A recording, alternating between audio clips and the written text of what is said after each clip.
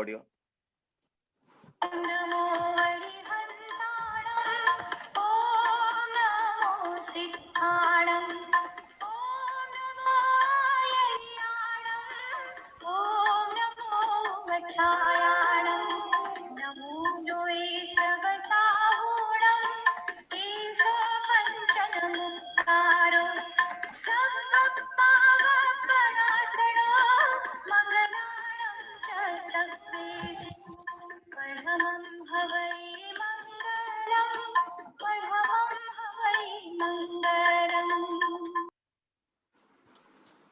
Yeah, thank you everyone.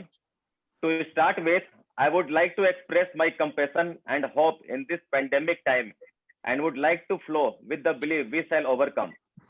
On behalf of whole JPF team, it gives me immense pleasure to welcome today's speaker, Mr. Navneet Munot, Chief Investment Officer, SBI Funds Management Limited, all office bearer of Jito Apex, Jito Jaipur chapter, Jito Professional Forum, and all participants to this exclusive webinar on capital market trends.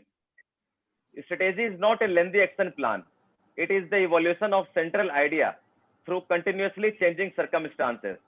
It's not a secret anymore that the capital market is adversely affected due to the COVID-19 pandemic.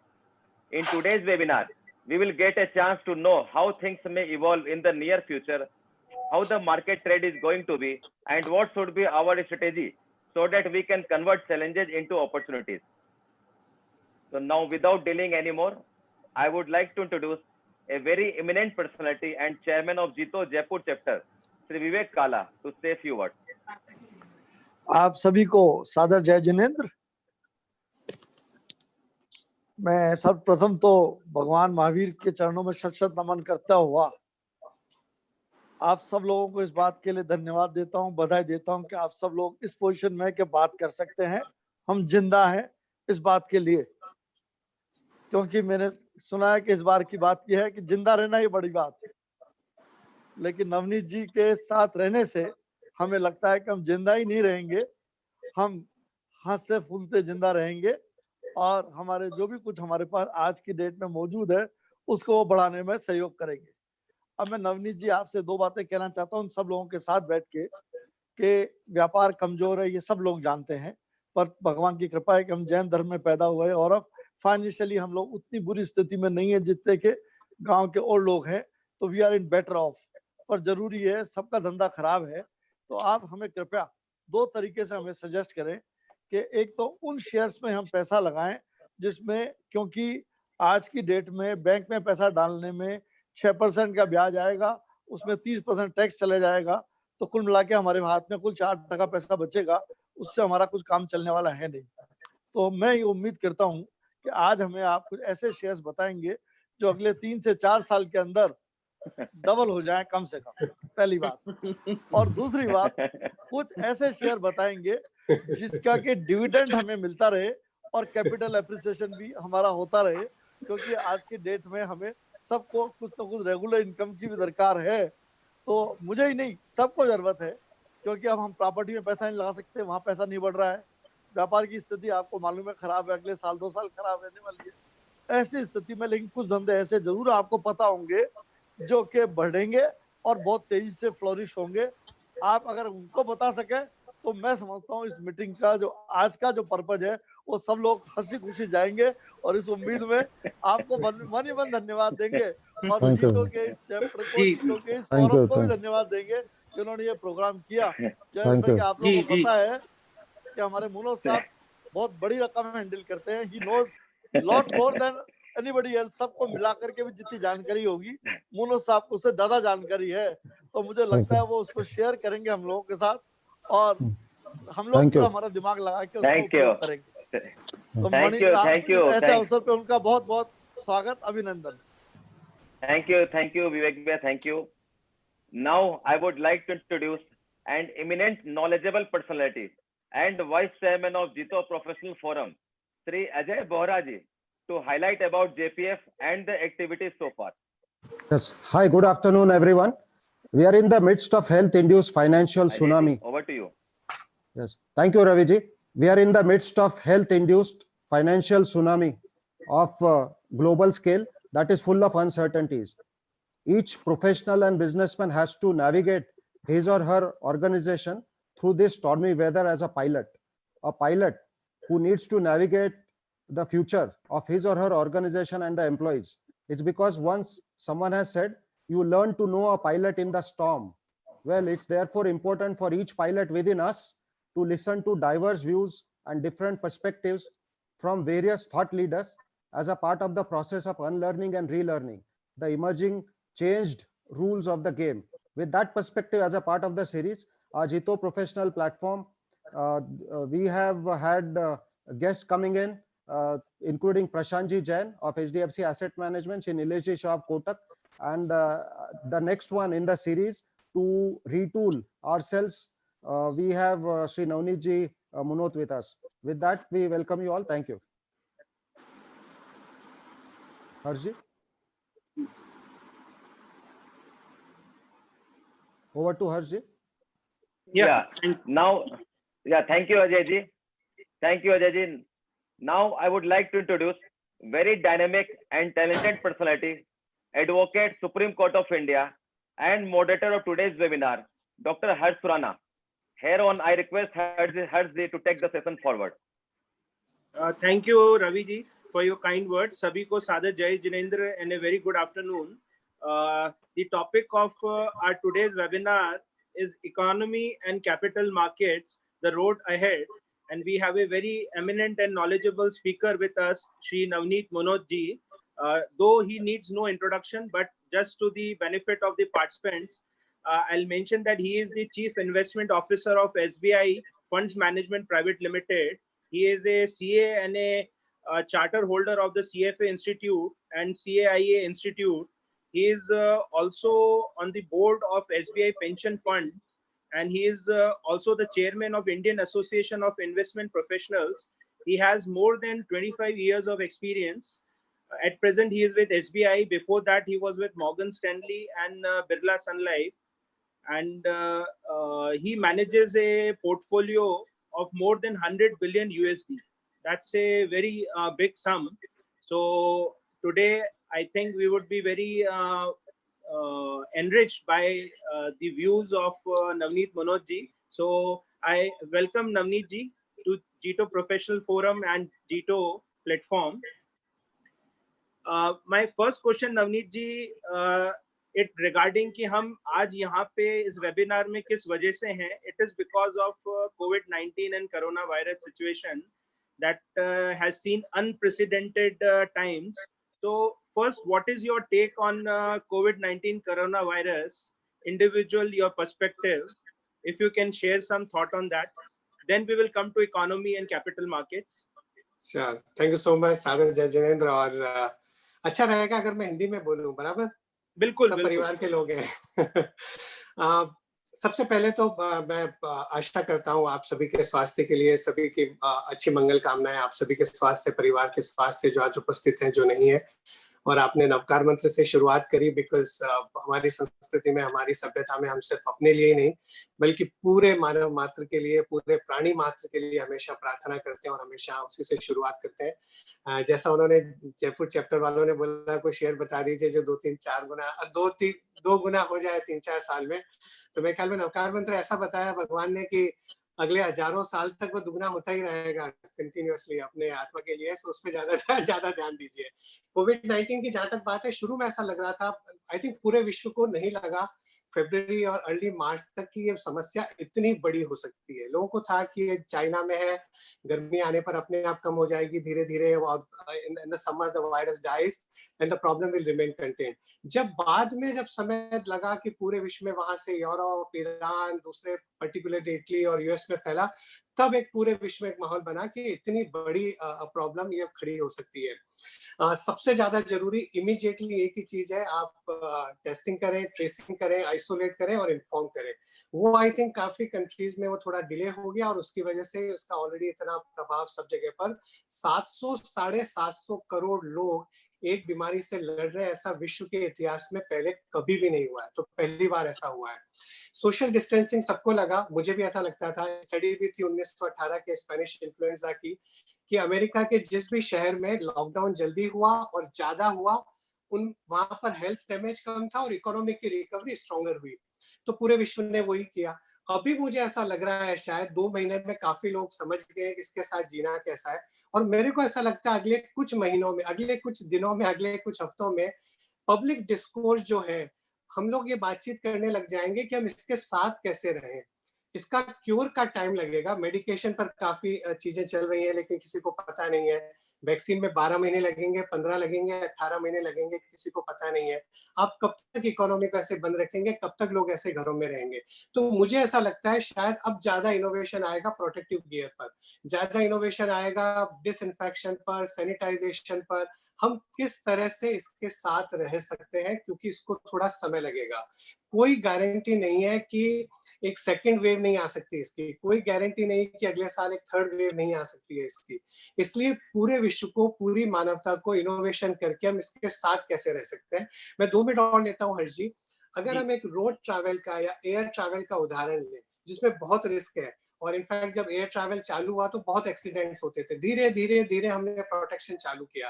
Road travel में क्या, आपने road अच्छी बनाई, lighting कर दी, उस पर signals लगा दिए, ट्रैफिक पुलिस लगा दी, आपने बोला लाइसेंस हो तो ही गाड़ी चला सकते हो, गाड़ी के अंदर सीट बेल्ट लगा दिया, एयर बैग्स लगा दिए, अगर टू व्हीलर चला रहे हो तो हेलमेट लगा लिए। धीरे धीरे इस बीमारी के लिए भी शायद हमको उस तरह से सोचना पड़ेगा, और मुझे लगता है बड़ा इनोवेशन आना चाहिए कि हम प्रोटेक्शन कैसे कर पाए। इसमें एक ही चीज ध्यान रखने की है कि जो ओल्ड है और जो ऑलरेडी जिनको कोई बड़ी बीमारी है, वो लोग इसमें ज्यादा खतरे में है। तो पूरे समाज को, सरकार को मिलकर सोचना पड़ेगा कि अगर हम उनको सिक्योर कर पाए किसी भी तरीके से, तो हमारी अवस्था इसको झेलने में और इसके साथ जीने में बहुत बेटर हो जाएगी। वो एक इजी सॉल्यूशन नहीं है। इसका कोई भी बहुत ही आसान तरीका नहीं है कि हम उनकी केयर इजीली कर पाए, क्योंकि वहीं पे ज्यादा रिस्क हो रही है। तो उसके लिए हमको एक इनोवेटिव तरीके से कुछ सोचना पड़ेगा कि अगर हम उनका अच्छे से ध्यान रखें, किस तरह से जो यंगर लॉट है वो वापस काम पर आ सके और इकोनॉमिक डैमेज को कंटेन किया जा सके। जी। नवनीत जी, ये पहली बार हुआ है कि एक वायरस के हेल्थ इफेक्ट्स के अलावा उससे ज़्यादा इकोनॉमिक इफेक्ट्स हो रहे हैं। आई हर्ड समवेयर कि the solution to the problem is bigger than the problem. Somebody has said that कि हमने एक लॉकडाउन कर दिया, लेकिन अब लॉकडाउन को खोलना नहीं खोलना पार्शियल, तो एक ग्लोबल इकोनॉमिक पर्सपेक्टिव चेंज हो गया है, सिनेरियो चेंज हो गया है। Indian economy is also not left behind. बहुत सारे मेजर्स हुए हैं और बहुत सारे अभी एक्सपेक्टेड हैं। So what are your views on the global economic scenario and then on the Indian economic scenario at present when Covid is there and after Covid, both views. तो जिन्होंने ऐसा सोचा कि इकोनॉमी को डैमेज नहीं होने देते हैं, इकोनॉमी को कंटिन्यू करने देते हैं, लोगों को आराम से जाने देते हैं, वहां पर हेल्थ डैमेज बहुत ज्यादा हुआ। अगर आप यूरोप में देखो, बाद में जो यूएस में हुआ, कुछ और कंट्रीज में हुआ, जहां पर लॉकडाउन स्ट्रिक्टर था इंडिया जैसे, वहां पर डैमेज कम हुआ है, कुछ ही क्षेत्रों में हुआ है। और ये बहुत ही मुश्किल ट्रेड ऑफ है कि आप इसमें क्या है, अगर आप हेल्थ क्राइसिस को कंटेन करते हैं तो इकोनॉमिक क्राइसिस बहुत डीप हो जाता है। जितनी आप स्ट्रिंजेंसी करेंगे ऊपर हेल्थ को कंटेन करने के लिए, उतना ही ज्यादा इकोनॉमिक डैमेज हो जाएगा। तो उसको आप दोनों को एडजस्ट कैसे करोगे? थोड़ा कंटेन वहां पे किया और नीचे गवर्नमेंट ने स्टिमुलस दे करके, कई जगहों पर ऐसा है 2-3 महीने के लिए सरकार ने बोला कि भाई आपको ईएमआई पे नहीं करनी है, लोगों को हार्ड कैश दे दिया। यूएस में हर एक के पास $1200 आ गए। कई तरीके से इकोनॉमी को सपोर्ट करके जो सेंट्रल बैंक्स ने मनी प्रिंटिंग कर दी, फिस्कल स्टिमुलस हर कंट्री में आ रहा है, सरकार इतना पैसा खर्च कर रही है। जो एसएमई एमएसएमईज है उनके लिए सरकार कुछ गारंटी दे रही है, उनके लोन के लिए कई तरह की चीजें हो रही है, ताकि आप जो लोगों को, अगर आप लॉकडाउन की वजह से इकोनॉमी को जितना भी असर हो रहा है उसको आप स्टिमुलस के जरिए कम कर दीजिए और धीरे धीरे धीरे उनको नॉर्मलसी की तरफ लेके आइए। जैसे मैंने पहले बोला, लग रहा था कि मेडिकेशन वैक्सीन कुछ जल्दी आ जाएगा और शायद कुछ नॉर्मलसी रिटर्न हो जाएगी। अभी ऐसा नहीं लगता है, शायद ये समस्या कुछ और समय के लिए रहेगी। तो ये एक डिमांड शॉक है, अगर आप चाहें तो भी खर्चा नहीं कर सकते। सप्लाई शॉक है, अगर किसी का प्लांट है और अगर आपकी डिमांड भी है तो भी आप बना नहीं सकते हो क्योंकि प्लांट आपका बंद है। और एक तीसरा ऑयल शॉक है, उसकी बात अपन एक अलग से कर सकते हैं। इन शॉक की वजह से पूरे विश्व की अर्थव्यवस्था में 2020 की जो मंदी आएगी वो हमारी जनरेशन ने नहीं देखी है, हमारी पहले वाली जनरेशन ने भी नहीं देखी है। अगले 2-3 क्वार्टर में जैसे आंकड़े आएंगे, पूरी जनरेशन ने हमने नहीं देखे हैं। पूरे विश्व में करीब 170-180 ऐसे देश हैं जहां की पर कैपिटा जीडीपी, प्रति व्यक्ति आय इस साल कम होएगी, हर साल बढ़ती है, इस साल कम होएगी। चाइना के आंकड़े आए थे पहले तिमाही के, तो 6.8% उनकी जीडीपी डीग्रो हुई, ग्रोथ कम हुई, जबकि चाइना में तो पूरा देश बंद नहीं था, जिस तरह से हमारा पूरा देश बंद है या दूसरे कई देशों में बंद है, चाइना के काफी पार्ट्स खुले थे, उसके बाद भी 6.8% जीडीपी डीग्रो हुई। हमारी तो शायद 10% से ज्यादा डीग्रो हुई, कि जो मैंने मेरी लाइफ में नहीं देखी, मेरे प्रीवियस जनरेशन ने भी नहीं देखी। तो बहुत ही सीरियस इकोनॉमिक डैमेज है, बट इसके कई अच्छे परिणाम भी आएंगे लॉन्गर रन में जाके। और अगर मैं इंडिया की बात करूं, तो जो मैंने बोला stringency versus stimulus, India right at the top पे है स्ट्रिंजेंसी में। ऐसा लॉकडाउन पूरे विश्व में किसी भी कंट्री ने नहीं करा। उसके एक अच्छे परिणाम है कि 135 करोड़ के देश में जितने हेल्थ डैमेज होना चाहिए था उतना नहीं आया। प्रभु से प्रार्थना करते हैं यहाँ से बढ़े नहीं। कुछ शहर है, मुंबई है, अहमदाबाद है, पुणे है, कुछ शहर है जहाँ पर समस्या गंभीर है, पर हम प्रभु से प्रार्थना करते हैं कि शायद कुछ समय में ठीक हो। पर जो इकोनॉमिक स्टिमुलस है, आरबीआई ने काफी स्टिमुलस दिया है। उन्होंने रेट कम करी है, मॉरेटोरियम दिया है, कुछ रिस्ट्रक्चरिंग रियल एस्टेट की अलाउ करी है, काफी लिक्विडिटी बैंकिंग सिस्टम में छोड़ दी है। बट फिस्कल स्टिमुलस हमारे यहाँ दूसरे देशों के कंपैरिजन में कम हुआ है। अभी तक हमको काफी जो इकोनॉमिक स्लोडाउन देखने को मिल रहा है, सबसे बड़ी जरूरत है बड़े फिस्कल स्टिमुलस की, ताकि इस इकोनॉमी को एक नॉर्मलाइज तरीके से जल्दी से लाया जा सके, डैमेज को कंटेन किया जा सके। अगर और डिस्कस करना हो आरबीआई के बारे में, सरकार को क्या करना चाहिए, वो अपन और डिस्कस कर सकते हैं, इंटरेस्ट हो तो। जी नवनीत जी, Navneet ji, it is often said that the stock markets are the face of country's economy. So Indian stock market and capital markets also have seen ki from a high of 42,000 due to this coronavirus they came to 28,000. Now again they are at around 32,000. So do you expect कि अभी ये जो आज पिछले एक महीने से positive है, it is only temporary, और एक बार एक बहुत बड़ा फॉल या करेक्शन आएगा, और is their future in the short term, medium term, long term? तो आपके कैपिटल मार्केट से रिलेटेड, स्पेशली इंडिया के कैपिटल मार्केट्स पे क्या व्यू है? उसके पहले इकोनॉमिक बैकग्राउंड जरूरी है। सो जैसा मैंने पहले बोला कि भारत में रिजर्व बैंक ऑफ इंडिया ने बहुत बड़ा स्टिमुलस दिया। उन्होंने जो लिक्विडिटी बाजार में बैंकिंग क्षेत्र के जरिए रिलीज करी है, वो करीब 3.5% है जीडीपी की, जो बहुत बड़ा अमाउंट होता है। बट कई कारणों से, क्योंकि बैंक बहुत रिस्क एवर्स है, बैंक रिस्क नहीं ले रहे हैं, बैंक AAA और AA बॉन्ड्स भी नहीं खरीद रहे हैं ज्यादा, तो वो लिक्विडिटी नीचे परकोलेट नहीं हो पा रही है। काफी बिजनेसेस हैं जिनको पैसा इजीली मिल नहीं पा रहा है ये कंडीशन में। उसके लिए मेरे को लग रहा है सरकार और रिजर्व बैंक काफी और स्टेप्स उठाएंगे ताकि इस डैमेज को कंटेन किया जा सके। फिस्कल स्टिमुलस अभी तक कम हुआ है, उसकी वजह से भी मेरे को लगता है थोड़ा सा मार्केट उसका भी इंतजार कर रहा है कि कितना बड़ा फिस्कल स्टिमुलस गवर्नमेंट का आता है। जो पहला 1,70,000 करोड़ था, वो जो एकदम नीचे तबके के लोग हैं उनको खाना पहुंचाया जा सके, उनको कुछ तरह की पेंशन दी जा सके, पीएम किसान में पैसा जा सके, वहां पर दिया गया। बट जो दूसरे हजारों बिजनेसेस हैं जो बहुत नेगेटिवली इम्पैक्ट होंगे, उनके लिए सरकार की क्या योजना आती है, उसके लिए सब इंतजार कर रहे हैं। जहां तक हम बाजार की बात करें, तो बाजार इस क्राइसिस के लिए रेडी नहीं थे। सिर्फ भारत में नहीं, पूरी दुनिया में बाजार इस क्राइसिस के लिए तैयार नहीं थे। इसी वजह से जो फॉल आया मार्च के महीने में, वो एक रिकॉर्ड फॉल है। ऐसा फॉल ने कुछ ही दिनों में बाजार 40% गिर जाना बहुत बड़ी बात होती है, क्योंकि किसी को पता नहीं था क्राइसिस इतना बड़ा हो जाएगा, भारत में नहीं पूरे विश्व में भी। तो सारे बाजार एक साथ गिरे। अब दो तरीके हैं बाजार का आज का लेवल देखने का, जो आपने सेंसेक्स का बोला या निफ्टी का बोलूं, अगर 9200-9300 का लेवल। एक तरीका है देखने का कि 20-25% बाजार नीचे से बढ़ गया। हम 7600 निफ्टी पर थे, आज 9200-9300 आ गए। क्यों बढ़ गया इतना बाजार? तीन चीजें। एक तो 2 महीने हो गए, धीरे धीरे शॉक आपने एब्जॉर्ब किया, आपको लग रहा है कुछ समय में कोई ना कोई इसका सोल्यूशन आ जाएगा, चाहे मेडिकेशन आएगी, वैक्सीन आएगा, कुछ तो लोग धीरे धीरे इकोनॉमी खुल जाएगी। दूसरा कारण है, पूरे विश्व में इतनी लिक्विडिटी रिलीज करी है सेंट्रल बैंक्स ने, इतना पैसा रिलीज किया है कि उसका भी एक पॉजिटिव असर आ रहा है कि सरकारें, केंद्रीय बैंक सब मिलकर के कोशिश करेगी कि बहुत बड़ी विश्वव्यापी मंदी नहीं आए। तीसरा कारण है तेजी का, कि जब नीचे बाजार इतना गिरा, वहां पर वैल्यूएशंस इतने सस्ते हो गए कि कई शेयर्स ऐसे थे कि अगर 2 साल कितना भी लॉस आ जाए, बट अल्टीमेटली लॉन्ग रन में वो कंपनी पैसा बनाएगी, लॉन्ग रन में वो बिजनेस खड़ा रहेगा। तो कई लोगों ने वापस बाइंग चालू कर दी। दूसरा तो ये बाजार 3 कारणों से ऊपर आ गया। दूसरा तरीका है कि बाजार देखने का कि बाजार अभी भी ऊपर से 25% नीचे है। हम 12,000 साढ़े 12,000 निफ्टी पे थे, आज हम करीब 9200-9300 निफ्टी पे है। इतने नीचे अभी भी क्यों है? क्योंकि अभी बहुत अनसर्टेनिटी है हेल्थ क्राइसिस को लेकर के कि कितना डीप होगा। अब हमने पहले देखा मार्च 1 दिन, फिर 15 दिन, 21 दिन, फिर 14 दिन, अभी पता नहीं है 1 महीने, 2 महीने, फिर अभी तो मानसून का सीजन आ जाएगा। कई बिजनेसेस को तो अभी 6 महीने तकलीफ होगी। उसके बाद भगवान ना करे अगर कोई दूसरी वेव आ गई सर्दियों में तो क्या होगा? तो उसको लेके अनसर्टेनिटी है। दूसरी अनसर्टेनिटी कि जितना स्टिमुलस रिलीज किया गया है, इसका प्रभाव कितना होगा? इतना पॉजिटिव हो पाएगा क्या? इतने हजारों बिजनेस जो गिरेंगे, सरकार किस-किस को बचा पाएगी पूरी दुनिया में? तीसरी अनसर्टेनिटी है near term impact on the economy. किसी को नहीं पता है इस 3 महीने में, अगले 6 महीने में क्या ग्रोथ आने वाली है। और चौथा है इवन लॉन्ग टर्म में इसके क्या रिपरकशन हो जाएंगे।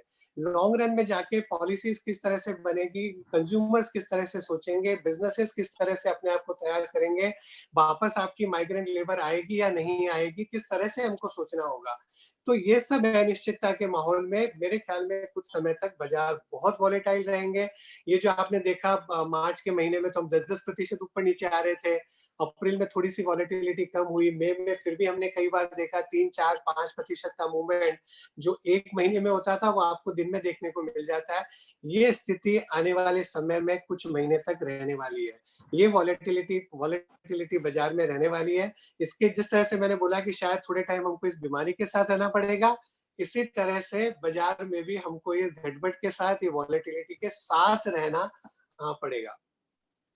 नवनीत जी, एक व्यू काफी लोगों का है कि बिकॉज ये वायरस चाइना में ओरिजिन हुआ है और चाइना एक मैन्युफैक्चरिंग हब है, सो बहुत सारा बिजनेस चाइना से बाहर जाएगा, जहाँ की एक जो ट्रस्ट डेफिसिट हो रहा है चाइना की तरफ, और इंडिया को इसका एडवांटेज मिल सकता है। सो बहुत लोग बहुत पॉजिटिव हैं मैन्युफैक्चरिंग साइड में इंडिया को लेके, तो इसके बारे में व्हाट आर योर व्यूज? नहीं, बिल्कुल सही बोला आपने। पूरे विश्व में चाइना के प्रति एक बहुत ही एक दुर्भाव की भावना सब जगह पर है। और अब तो कई जगहों पर राष्ट्रपति या प्रधानमंत्री या जो फॉरेन सेक्रेटरी हैं, जो यूएस के माइक पॉम्पियो या ट्रम्प को आप सुनिए, दूसरे विश्व के नेताओं को सुनिए, बिजनेस लीडर्स को सुनिए, तो सब बोल रहे हैं कि चाइना से एनिमोसिटी पूरे विश्व की बढ़ रही है। उसमें 2 चीजें होगी। मुझे ऐसा लग रहा है अगले कई वर्षों तक जो हमने कोल्ड वॉर देखा, एक शीत युद्ध देखा हमने 1950s, 60s, 70s में, यूएस और नेटो कंट्रीज एक तरफ, यूएसएसआर और कम्युनिस्ट कंट्री दूसरी तरफ। अब एक दूसरा शीत युद्ध होगा, यूएस और वेस्टर्न वर्ल्ड एक तरफ और चाइना एक तरफ। चाइना कोशिश करेगा कि जो गरीब देश हैं और जिनके पास ऑयल है, उनसे हो सकता है वो कुछ ऑयल खरीद के या उनके यहाँ निवेश करके उनको अपनी तरफ जोड़ने की कोशिश करें। और दूसरी तरफ पूरा विश्व चाहेगा कि हम चाइना जैसी एक दूसरी शक्ति को खड़ा करें और भारत उसमें आगे आ सकता है, कोई दो राय नहीं इस बात में। और कोरोना क्राइसिस होने के पहले भी ऐसी आशाएं थी कि पूरे विश्व में लोग ये कोशिश करेंगे कि हमारी जो ओवर डिपेंडेंस है, कि आज पूरी दुनिया में सुई से लेकर के जो भी चीज है वो चाइना में बन रही है, कोई ना कोई आपका पार्ट कहीं ना कहीं चाइना से ही आता है। जो ओवर डिपेंडेंस है उस सप्लाई चेन को वहां से डाइवर्सिफाई किया जाए। अब ऐसा जरूरी नहीं कि सब लोग भारत में आ जाएंगे, क्योंकि छोटी छोटी जो देश है, वियतनाम है, बांग्लादेश है, इवन थाईलैंड है, इंडोनेशिया, सबसे कंपटीशन है हमारे को, ताइवान है, कोरिया है, अलग अलग इंडस्ट्रीज में। लेकिन अगर हमने सही डिसीजंस लिए, अगर हमने बिजनेस कम्युनिटी ने, हमारी सरकार ने, हमारी central government, state government, local government, हम सब ने मिलकर के कोशिश करी, तो ये once in a life time opportunity है कि बहुत सप्लाई चेन पूरे विश्व की कई सारी कंपनियां कोशिश करेगी कि हम दूसरे देश देखें। मैं 2 मिनट और लेता हूँ हर्ष जी, कि भारत की ऐसे क्या एडवांटेजेस हैं कि हमारे यहाँ लोग आएंगे।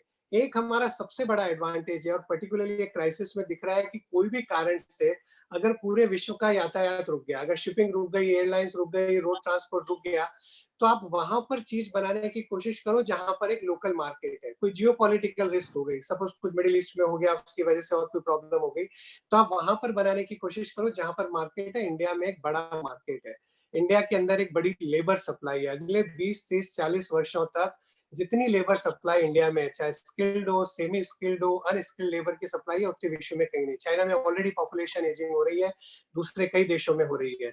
इंडिया का एक एडवांटेज है, हमने अभी हमारी जो कॉर्पोरेट टैक्स रेट थी वो 25% कर दी और जो नए प्लांट के लिए तो 15% कर दी, डिविडेंड डिस्ट्रीब्यूशन टैक्स हटा दिया। और कोशिश करी जा रही है कि काफी इंडस्ट्रीज में, इलेक्ट्रॉनिक्स में हम ऑलरेडी देख रहे हैं, आपको अगर नहीं पता हो तो हमारा मोबाइल फोन का इंपोर्ट्स बिल्कुल कम हो गया है अभी, क्योंकि वो यहाँ पर मैन्युफैक्चरिंग सही वर्ड नहीं है, असेंबली हो रही है। पर धीरे धीरे हम इकोसिस्टम बनाएंगे तो कंपोनेंट्स भी यहाँ बनने लग जाएंगे। केमिकल्स की कंपनियों से आप पूछोगे तो उनको काफी बड़े बड़े ऑर्डर मिल रहे हैं, बिकॉज जो कई दुनिया की बड़ी कंपनियां हैं वो कोशिश कर रही है कि हम भारत में बनाए। ऑटो एंसिलरीज में, लाइट इंडस्ट्रियल्स में अगर हम थोड़ी मेहनत करें, अगर लेबर को अगर थोड़ा सा एजुकेट करें, हो सकता है टेक्सटाइल्स में मार्केट शेयर गेन कर पाए बांग्लादेश से। तो बहुत सारे ऐसे क्षेत्र है जहां से इंडिया में सप्लाई चेन शिफ्ट हो सकती है और इसका फायदा भारत को मिल सकता है। जी नवनीत जी, एक कॉमन परसेप्शन है कि स्टॉक मार्केट में जो कंपनीज है जो कि मैन्युफैक्चरिंग में है, इंडस्ट्रीज में है, उनकी वजह से स्टॉक मार्केट एक परसेप्शन है। But commodities are very important. दो कमोडिटी एक्सचेंज अलग से हैं, मगर एक एल्यूमिनियम सेक्टर है या स्टील सेक्टर है, और जो हमने रिसेंटली देखा एक ऑयल में जो एक ग्लोबल डिप आया। So what is your view on की कमोडिटी का correlation with the economy and with the stock market, और ये ऑयल का जो क्राइसिस है उस पे भी अगर if you can share your thoughts. So आपने कई एक्सपर्ट से, आपने शायद काफी कॉल्स करे, ऐसी वेबिनार्स करी हैं, आपने सुना होगा कि भारत के लिए जो एक बहुत अच्छी चीज हुई है वो है कच्चे तेल की कीमतों का गिर जाना। कच्चे तेल के हम लोग सबसे बड़े इंपोर्टर है। अगर $1 का प्राइस कम होता है तो $1.5 बिलियन का कंट्री को फायदा होता है, क्योंकि हम जितना ऑयल हमारे कंट्री में मंगाते हैं। पर इसके ऑयल के कई डायमेंशंस है। ऑयल का प्राइस बियॉन्ड अ पॉइंट गिरना अच्छा नहीं है पूरे विश्व के लिए, क्योंकि वो एक तो दर्शाता है कि कितना डिमांड डिस्ट्रक्शन पूरी दुनिया में हो गया, कितनी डिमांड कम हो गई है, ग्लोबल इकोनॉमी कितनी खराब कर रही है, वो हमारे लिए भी अच्छा नहीं है। नेगेटिव प्राइस तो खैर एक एक्सेप्शन चीज हो गई, ऐसा नहीं था कि आपको कोई पैसे देगा ऑयल लेने के लिए, वो तो फ्यूचर्स मार्केट और डेरिवेटिव्स मार्केट की बात छोड़ दीजिए। पर ऑयल का स्टेबलाइज होना हमारे लिए भी अच्छा है। $18-20 का ऑयल अच्छा नहीं है, अगर ये $30-35 पर स्टेबलाइज हो जाता है तो अच्छा है। हमारे लाखों लोग, millions of people who work in Middle East और all those oil producing countries, उनकी रेमिटेंसेस आती हैं। दुनिया के जो बड़े बड़े सॉवरेन वेल्थ फंड हैं, नॉर्वे के या सऊदी अरेबिया के, आडिया, अबू धाबी के, वो सब वो निवेश करते हैं पूरे विश्व के बाजारों में, कंपनियों में। तो अगर वो लोग पैसा निकालेंगे तो वो विश्व के लिए अच्छा नहीं है। जो क्रेडिट मार्केट्स हैं, जो बैंक्स वगैरह या बॉन्ड मार्केट लेंड करते हैं, तो ऑयल कंपनीज जो होती हैं वो एक बहुत बड़ी बोरोवर है। अगर ऑयल कंपनीज की बहुत बैंक्रप्सीज होते हैं, ऑयल कंट्रीज की बैंक्रप्सी होती है, तो पूरे क्रेडिट मार्केट में हर कंपनी के लिए पैसा बोरो करना विश्व के बाजारों में बड़ा तकलीफदेह हो जाता है। तो ऑयल का ज्यादा गिरना भी हमारे लिए अच्छा नहीं है, पर लंबे समय में ऑयल चाहे कहाँ तुम $60-70 पे कर रहे थे, अभी 30 देंगे, तो तीनों को फायदा होगा। या तो कुछ पैसा हमारी पॉकेट में आएगा अगर प्राइस कम हो गए पेट्रोल डीजल के, कुछ पैसा सरकार की पॉकेट में आ रहा है क्योंकि उन्होंने एक्साइज ड्यूटी बढ़ा दी या स्टेट गवर्नमेंट ने कुछ ड्यूटी बढ़ा दी, कुछ पैसा जो बिजनेसेस कोई भी पेट्रोल या पेट्रोलियम लिंक प्रोडक्ट खरीद रहे हैं पेट्रोकेमिकल का, तो उनको फायदा हो गया। पर पूरे देश की अर्थव्यवस्था को एक फायदा होता है। मैं कमोडिटी की एक बात और बोलना चाहूंगा, for you to turn bullish on emerging market जो इंडिया जैसे है, 3 चीजें जरूरी है। यूएस डॉलर की बढ़त कम होनी चाहिए, डॉलर का ज्यादा स्ट्रॉन्ग होना विश्व के लिए अच्छा नहीं है। यूएस ट्रेजरी यील्ड्स बहुत नीचे गिर रहे हैं क्योंकि सब लोग पूरा अपना पैसा निकाल करके यूएस में डाल रहे हैं, वो कम होना चाहिए, थोड़ा विश्वास बढ़ना चाहिए पूरी अर्थव्यवस्था पर। और मुझे लगता है कमोडिटी प्राइसेस का स्टेबल होना एक बहुत अच्छा साइन होगा कि विश्व की अर्थव्यवस्था थोड़ी सी स्थिर हो रही है, थोड़ी सी उसमें एक स्टेबिलिटी आ रही है।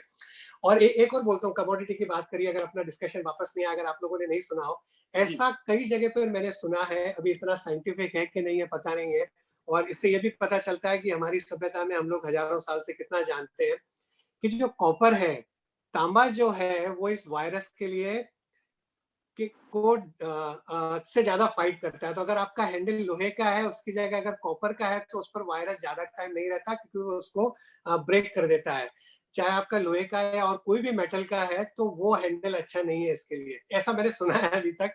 आप पूरे विश्व में काफी लोग इसकी बात करें तो हो सकता है कॉपर के लिए, अल्टीमेटली कॉपर इंडस्ट्री के लिए turns out to be a good thing. जी जैसा हमारे जयपुर चैप्टर चेयरमैन विवेक काला जी ने स्टॉक्स के बारे में बात की थी, तो I like to share with all the participant कि नवनीत जी का जो पोर्टफोलियो इन्वेस्टमेंट का है, it is around 100 million USD।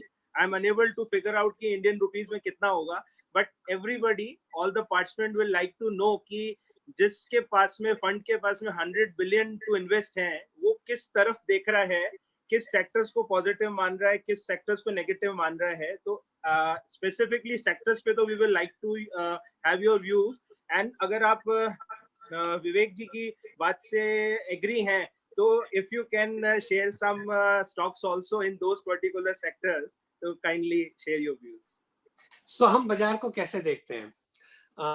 एक तो मतलब हमने इतने ऐसे गड़बड़ बहुत बार आए हैं। ऑफ कोर्स ऐसा क्राइसिस पहली बार आया, जैसा मैंने पहले बोला, हमारी जनरेशन ने भी नहीं देखा, हमारी पहली वाली पीढ़ी ने भी ऐसा क्राइसिस किसी ने नहीं देखा है।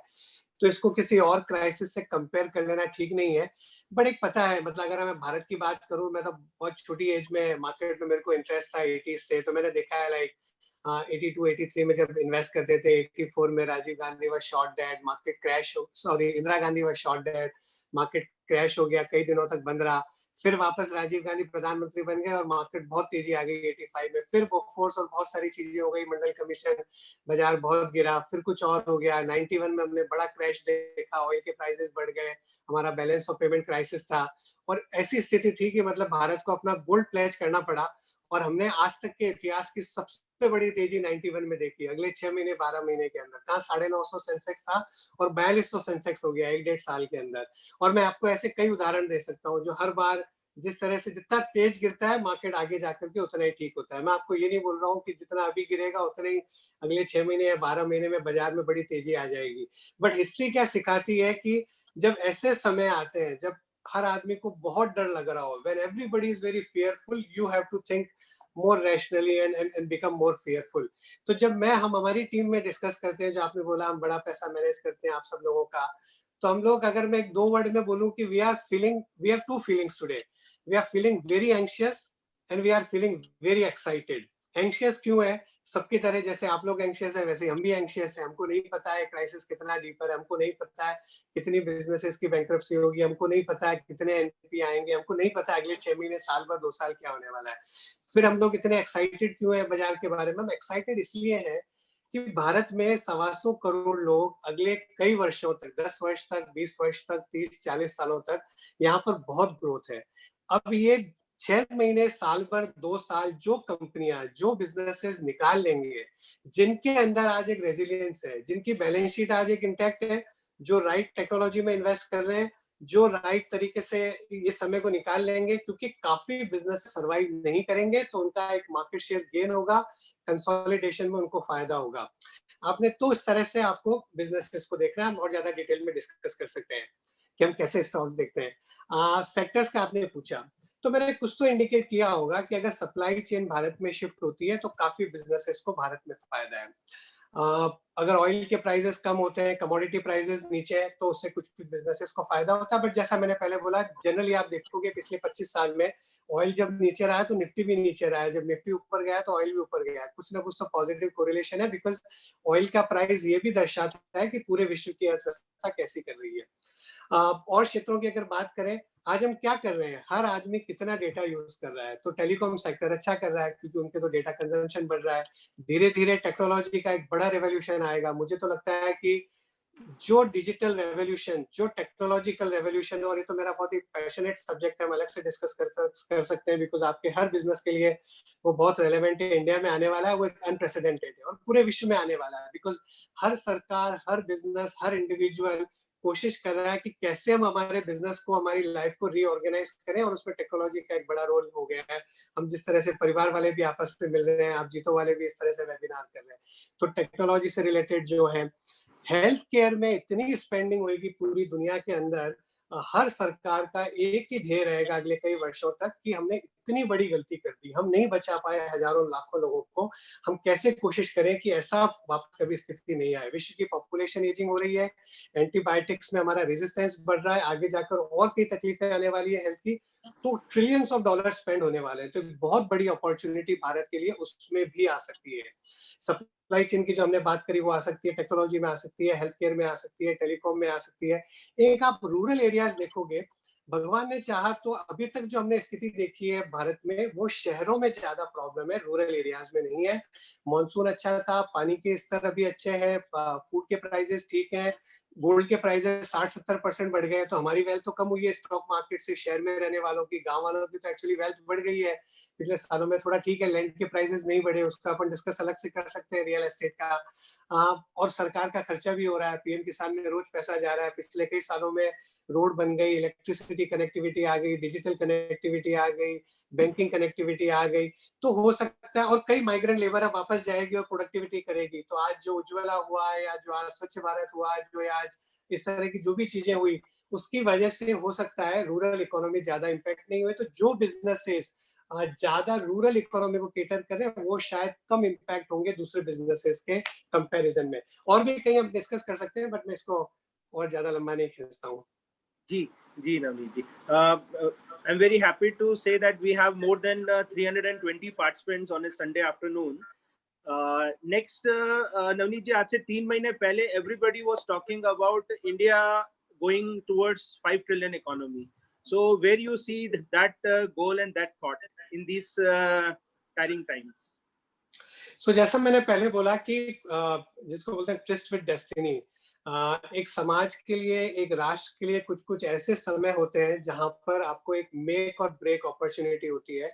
इंडिया के लिए आज वो एक मेक और ब्रेक अपॉर्चुनिटी है। अगर हम सब ने मिलकर उसको यूटिलाइज कर लिया, पूरा विश्व आज हमारे को देख रहा है। फर्स्ट ऑफ ऑल, हमने इस हेल्थ क्राइसिस को बहुत अच्छे से हैंडल किया है। हमने जो एक सोशल कैपिटल बिल्ड करी है इंडिया के अंदर, उसका वो एक बहुत ही जबरदस्त हमने कैपिटल बिल्ड करी है। मैं बहुत ज्यादा गहराई में नहीं जाता हूँ, आप लोगों ने सुना हो शायद, न्यूयॉर्क में वो देख रहे हैं कि किस तरह से गुरुद्वारे में जो लंगर चल रहे हैं और हजारों लोगों को खाना खिलाया जाता है, वो क्या जबरदस्त चीज है। क्या सरकार भी उससे कुछ सीख सकती है? हमारे परिवारों ने, हमारे समाज ने जिस तरह से पूरे देश में 125 करोड़ लोगों को एक तरह से, जिस तरह से हम साथ में रहे 2 महीने, और एडमिनिस्ट्रेशन ने भी इतनी चीजें सीखी है, बिजनेसेस ने अपनी इतनी चीजें सीखी, बहुत बड़ी सोशल कैपिटल हमने बिल्ड कर ली है। इसके अच्छे परिणाम बाद में पता चलेंगे।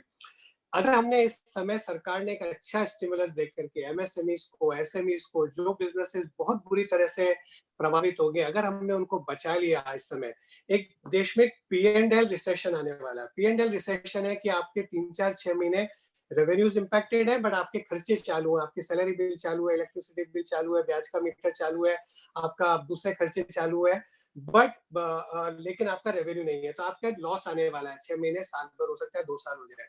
लेकिन आपकी बैलेंस शीट इस स्थिति में रहनी चाहिए कि आप 1 साल 2 साल बाद वापस खड़े हो सको। सरकार को मिलके, आरबीआई को मिलके, हम सबको मिलके कोशिश करनी है कि हम एक बैलेंस शीट रिसेशन नहीं आने दें कंट्री में, ताकि हम वापस खड़े हो पाए।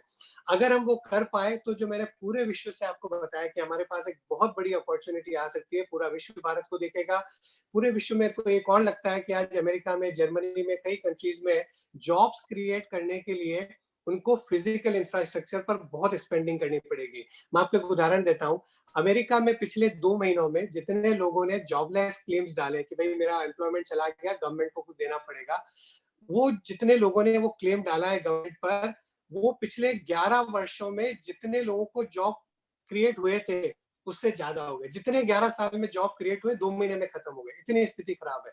तो अब सरकार क्या करेगी? वो सरकार बोलेगी कि मैं नई रोड बनाती हूँ, नई यूटिलिटी बनाती हूँ, नई मैं कोई एयरपोर्ट खड़ा करती हूँ, नया रेल रोड खड़ा करती हूँ, ताकि हम लोगों को जॉब दे पाए। कोई नया डिजिटल इंफ्रास्ट्रक्चर खड़ा करते हैं, कोई नई स्कूल या हॉस्पिटल्स बनाते हैं, तो हम जॉब दे पाए। तो हो सकता है उसमें भी भारत के लिए अपॉर्चुनिटी बने। और कई सारे कुछ हमारे पॉजिटिव्स हैं, बट नेगेटिव्स भी हैं। हमारे बैंकिंग सेक्टर में काफी फ्रेजिलिटी है, हमारी एनबीएफसी एचएफसी सेक्टर में फ्रेजिलिटी है, हमारे एक्सपोर्ट सेक्टर में इश्यूज है, हमारी एमएसएमई एसएमई सेक्टर बहुत ही प्रभावित होगा। कई सारे सेक्टर्स हैं जहां पर मैं आपको एक दूसरी पिक्चर भी पेंट कर सकता हूं कि बड़ी प्रॉब्लम आ सकती है। अब डिपेंड करता है हम सब मिलकर के, प्रशासन में और हम सब लोग मिलकर के उसको एक अपॉर्चुनिटी बना पाते हैं या इसको खराब कर पाते हैं। अगर हम अपॉर्चुनिटी बना पाते हैं, तो मुझे विश्वास हम 5 ही नहीं बल्कि 10 और 20 ट्रिलियन डॉलर भी जाएंगे। जी Navneet ji, as a investment and financial market expert, what is your advice right now to government and to RBI कि वो क्या ऐसा करें कि जिससे एक पॉजिटिव, मतलब जो पॉजिटिव चेंजेस भी आए और एक मूड पॉजिटिव हो? तो सरकार को 2 चीज डालनी होगी। एक डालना होगा बहुत सारी कैपिटल, और एक डालना होगा बहुत सारा कॉन्फिडेंस। वो क्यों जरूरी है? There is something called a paradox of thrift और paradox of deleveraging. What is paradox of thrift? आज हर आदमी के लिए, हर परिवार के लिए और हर व्यापार के लिए जरूरी है कि हम अपनी कॉस्ट कम करें। हर आदमी चाहेगा कि मैं और ज्यादा अपना डेट कम करूं, मैं कैसे भी अपनी कॉस्ट कम करूं। अगर हर आदमी यही करेगा तो पूरी इकोनॉमी का क्या होगा। लेकिन वो चीज हमारे लिए रैशनल है, पर पूरे समाज के, पूरे व्यापार के लिए वो रैशनल नहीं है। तो अभी उसमें सरकार का तीसरा रोल आ जाता है। जो हाउस होल्ड है हमारे जैसे, वो हम अपना खर्चा कम करेंगे। जो व्यापार है वो नया इन्वेस्टमेंट नहीं करेंगे, अपना खर्चा कम करेंगे। तो तीसरी होती है सरकार। सरकार ही एक ऐसी है जो आज खर्चा कर सकती है, ताकि बाकी दो का विश्वास इतना कम नहीं हो कि वो अपना खर्चा और भी ज्यादा कम करे। कि अगर मेरे 100 आदमी में बोलूं यार 50 ही रखूंगा क्योंकि मेरे को कुछ नहीं दिख रहा है, वो आदमी बोले नहीं मैं 100 को रखूंगा क्योंकि शायद 1 साल बाद ग्रोथ आ जाएगी, आज की तारीख में मेरे पास इतने पैसे नहीं है इन्वेस्ट करने के, सरकार निवेश करेगी। क्या कर सकते हैं? 2-3 चीजें। फॉर एग्जाम्पल एनआरईजीए में हम लोग बहुत स्पेंडिंग बढ़ा सकते हैं, और वो ऐसी जगहों पर कि नई नई एसेट क्रिएट हो जाए, चाहे गांव में वेल बने, चाहे मुंबई दिल्ली फ्रेट कॉरिडोर बने, चाहे और कहीं पे पोर्ट बने या कुछ भी बने। जॉब मिलेंगे तो लोग खर्चा करेंगे, तो कंजम्पशन चलेगा और आपकी नई एसेट क्रिएट हो जाएगी। तो हम वो कर सकते हैं। हमारे पास फॉरेन एक्सचेंज रिजर्व्स बहुत है इस बार कंट्री के अंदर। क्या हम उससे क्रूड ऑयल खरीद सकते हैं? क्या उससे हम एक फंड बना सकते हैं जिससे हम कोई एसएमई, एमएसएमई या जो हमारे फाइनेंशियल सेक्टर में प्रॉब्लम है, प्राइवेट बैंक्स में या जो एनबीएफसीज हैं, एचएफसीज हैं, उनके अंदर हम पैसा डाल सकें, उससे इक्विटी कैपिटल या डेट कैपिटल। वो सरकार पैसा डालेगी तो बैंकों को कॉन्फिडेंस आएगा कि बैंक भी उसको लोन देगी। आज की तारीख में 7-8 लाख करोड़ रुपया आरबीआई ने बैंकों को छोड़ दिया, बट बैंक लैंड नहीं कर रहे हैं बिकॉज बैंकों को डर लग रहा है कि पता नहीं ये बिजनेस रहेगा कि नहीं रहेगा। वो डर कब निकलेगा कि अगर सरकार ने कैपिटल डाल दी और कोशिश करा कि ये बिजनेस बैंकरप्ट नहीं होएगा 6 महीने में, आप उसको लोन दे दीजिए। तो एक फर्स्ट लॉस गारंटी का देना पड़ेगा, और हम फॉरेन एक्सचेंज रिजर्व को कुछ और यूज कर सकते हैं। और बहुत इनोवेटिव सोचना पड़ेगा कि हम रियल एस्टेट को किस तरह से कर सकते हैं, ऑटो के लिए हम क्या कर सकते हैं। डिफरेंट सेक्टर्स को, एक तो होता पैसा खर्च करना, बट गवर्नमेंट की लिमिटेशन है, इतना पैसा है नहीं, टैक्स रेवेन्यूज भी गिर जाएंगे हमारे, बाजार खराब है तो डाइवेस्टमेंट नहीं कर सकते। हो सकता है सारी पीएसयू कंपनीज को हम एक होल्डिंग कंपनी में डाल दें और सरकार उसके अगेंस्ट में बोरो कर ले आरबीआई से। तो सरकार बोरो करके अगर खर्चा करेगी तो लोगों को कॉन्फिडेंस आएगा, और लोग जो अपना व्यापार, जो अपना खर्चा कट करेंगे या इन्वेस्टमेंट कट करेंगे, वो उतना नहीं करेंगे जितना वो अदरवाइज कर देंगे। तो बहुत सारी ऐसी चीजें हैं, और ज्यादा मैं डिटेल में नहीं जाता हूँ। आज एक चीज जो और हुई है, हम जब गरीब की बात करते हैं तो हम हमेशा ग्रामीण क्षेत्रों की सोचते हैं, हम कभी शहर के गरीब की नहीं सोचते हैं। और इस बार शहर का गरीब प्रभावित हुआ है, जो स्लम में रहता है उसकी सबसे ज्यादा स्थिति खराब हुई है। तो एक स्लम रीडेवलपमेंट के बारे में, शहर में एक नया इंफ्रास्ट्रक्चर खड़ा करने के बारे में बहुत ज्यादा जरूरत है। उसके लिए क्या कर सकते हैं, जो लोकल गवर्नमेंट्स है, म्यूनिसिपैलिटीज है या स्टेट गवर्नमेंट्स है, आप फ्री लैंड दीजिए और कुछ सब्सिडी दीजिए कि नए हॉस्पिटल्स खड़े हो या नई एसेट खड़ी हो या सैनिटाइजेशन बने या कुछ भी बने। तो बहुत सारी चीजें हम सब मिलकर कर सकते हैं। जी, before we start Q&A round, 2 questions on personal front कि एक तो बहुत कम लोगों को पता होगा कि एसबीआई में एक म्यूचुअल फंड ऐसा है जिसको कि हम कोरिलेट कर सकते हैं कि प्योर जैन प्रिंसिपल्स पे वो म्यूचुअल फंड है। तो if you can Navneet ji throw some light कि वो क्या म्यूचुअल फंड है और क्या प्रिंसिपल्स पे बेस्ड है। तो एज अ हाउस हम लोग ईएसजी फिलोसॉफी फॉलो करते हैं। ईएसजी का मतलब है, ई मतलब एनवायरनमेंट। कंपनी जिसका चाहे प्रोडक्ट का हो या जिस तरह से प्रोडक्शन होता है, पर्यावरण पर उसका दुष्प्रभाव नहीं होना चाहिए। एस होता है सोशल, कंपनी सोशली कैसे बिहेव करती है सारे स्टेक होल्डर के साथ, अपने एम्प्लॉयज के साथ, सप्लायर के साथ, कस्टमर के साथ, उनके जो बोर्ड मेंबर्स हैं, जो उनके शेयर होल्डर्स हैं, जो उनके बैंकर्स हैं, लेंडर्स हैं, जो लोकल कम्युनिटी है, पूरी सोसाइटी है, सोशली वो कैसे देखते हैं। और तीसरी है गवर्नेंस, उनकी कंपनी की कैसी है, उनकी जिस तरह से गवर्नेंस होनी चाहिए वैसी गवर्नेंस है क्या। तो ईएसजी तीनों क्वेश्चंस देखते हैं। और कोई भी अगर ऐसा प्रोडक्ट है जो समाज के लिए अच्छा नहीं है, या जहां पर कहीं एनिमल प्रोडक्ट यूज हो रहे हैं, या जहां पर कोई भी तरह की हिंसा हो रही है, या कोई पर्यावरण में ऐसा वेस्ट जा रहा है, चाहे पानी में जा रहा हो, चाहे हवा में जा रहा हो, चाहे सॉइल को खराब कर रहा हो, वो प्रोडक्ट या वो कंपनी का प्रोसेस, वो कंपनी हमारे लिए अच्छी नहीं है। एक फंड है जहां पर हम उसको बहुत स्ट्रिक्टली फॉलो करते हैं, एसबीआई मैग्नम ईएसजी फंड। एक हमारा एक्चुअली पीएमएस भी है जो और भी ज्यादा स्ट्रिक्ट है। यहाँ पर तो फिर भी जैसे हम लोग एक डेयरी कंपनी ले लेंगे, या हो सकता है शायद एक एयरलाइन ले ले, जो हमारा ग्रोथ विद वैल्यूज करके पीएमएस है, जिसमें तो बहुत ज्यादा स्ट्रिक्ट है। हम एक एयरलाइन नहीं लेते हैं क्योंकि शायद वो नॉनवेज सर्व कर रही होगी, या होटल भी नहीं लेते हैं क्योंकि वो कुछ हिंसा कर रही होगी, या इस तरह भी हम बहुत ज्यादा स्ट्रिक्टली उसके बारे में सोचते हैं। और मुझे ऐसा लगता है कि पूरे विश्व में, सिर्फ हम ही नहीं, मतलब पूरे विश्व में ये चीज बहुत बड़ी हो रही है। आने वाले समय में मेरे को लगता है भारत के लिए कितनी बड़ी अपॉर्चुनिटी है कि सब लोग हमारी तरह ही नमस्ते करेंगे हैंडशेक की जगह। हमारी तरह लोग बाग सोच रहे हैं कि जो वेट मार्केट, एनिमल मार्केट था जहाँ से बीमारी आई है, उसकी जगह हम भारत की तरह से खाना खाना सीखे। भारत की तरह से हम योगा और आयुर्वेदा और नेचुरल और हर्बल करेंगे तो इम्यूनिटी ज्यादा बढ़ेगी। भारत की तरह से हम माइंडफुलनेस और ये सब करेंगे तो मेंटल स्टेबिलिटी ज्यादा रहेगी। तो हमारे लिए बहुत सारी अपॉर्चुनिटीज दूसरी भी हैं। जी नवनीत जी, आपके पास बहुत रिस्पॉन्सिबिलिटीज है, बहुत सारे रोल्स हैं, ड्यूटीज हैं, you have to network and you have to बहुत सारा करना है, बट मतलब बहुत कम लोगों को पता होगा कि आप सोशल मीडिया का बिल्कुल यूज नहीं करते। You are not on WhatsApp, you are not on Facebook and you don't need मतलब deal with all these social media. तो आप कैसे है ना मतलब मैनेज करते हैं आज के टाइम में कि जहाँ सब जने बहुत ज्यादा डिपेंडेंट हैं सोशल मीडिया पे? नहीं, सोशल मीडिया का तो बहुत बड़ा रोल है। आज आप फेसबुक पे देखा, आपको सामने दिख रहा है मेरे को लाइव ऑन यूट्यूब, तो बहुत लोग उसकी वजह से जुड़ पा रहे, नहीं तो जो नहीं जुड़ पाते। सोशल मीडिया की वजह से इतना सारा व्यापार में लोगों को फायदा हो रहा है, हमारे बिजनेस में हमारे को बहुत फायदा हो रहा है। पर्सनली मेरे को लगता है कि उससे समय मैनेज करना बहुत मुश्किल हो जाता है, बिकॉज जितनी इंफॉर्मेशन आती है उससे 10 गुना ज्यादा नॉइज भी आ जाती है। और हमारे बाजार में जरूरी है कि आप नॉइज से इम्पैक्ट नहीं हो और आप अब थोड़ा स्थिर सोच पाए, बिकॉज इतनी हर चीज में हर मिनट में आजकल इतनी ज्यादा इंफॉर्मेशन ओवरलोड हो जाती है। और एक कई बार मेरे को ऐसा लगता है, गलत मतलब इसका कोई सही या गलत आंसर नहीं है, हो सकता है मेरे को भी करना पड़े कुछ समय पर, अभी तक शायद कोशिश करी कि नहीं रहे और काम चल जाए। बट मतलब किसी को मेरे को हैप्पी बर्थडे बोलना है तो मैं फोन करना मेरे को ज्यादा अच्छा लगता है, वो 4 फ्लावर उस पर भेज देने की बजाय। तो एक मुझे लगता है कि शायद एक पर उसके बहुत फायदे हैं। और लोगों के बिजनेसेस में तो खैर सोशल मीडिया की वजह से आज कई बिजनेसेस के लिए पूरे विश्व का बाजार आपके लिए खुल गया। आपके लिए मतलब आज कोई बोलता है कि मेरी इतनी बड़ी सप्लाई चेन है, आज तो अमेज़न या इनके जरिए पूरा विश्व का बाजार खुल गया आपके लिए। सोशल मीडिया, ट्विटर के जरिए आप अपने व्यापार को बहुत बढ़ा सकते हो, तो उसका एक बहुत महत्व भी है। जी, we are receiving many questions on chat and I have received on WhatsApp and phones also. So we can take few questions from the participants. Ajay ji, we have Vimal Singhvi ji. He is Director Apex at Jaipur. Vimal ji, you want to ask question? Vimal ji, please go ahead. Yes. जी please Vimal ji. Sir, ये अपने जीतो fraternity को क्या फायदा हो सकता है, क्या सलाह दे सकते हैं आप in this changing world? And जैसे आपने गोल्ड के बारे में बताया है, रियल एस्टेट के बारे में बताया है, एक तो जीतो फ्रेटर्निटी भी बहुत ज्यादा इसमें ये हुई है और ये जीतो का प्रोग्राम है, वैसे डायरेक्टर वो भी चाहूंगा मैं कि इसमें आए। और ये जो एफडीआई पॉलिसी है स्टेट गवर्नमेंट्स की या सेंट्रल गवर्नमेंट की, ये लुक्रेटिव कब आ सकती है और कैसे आएगी?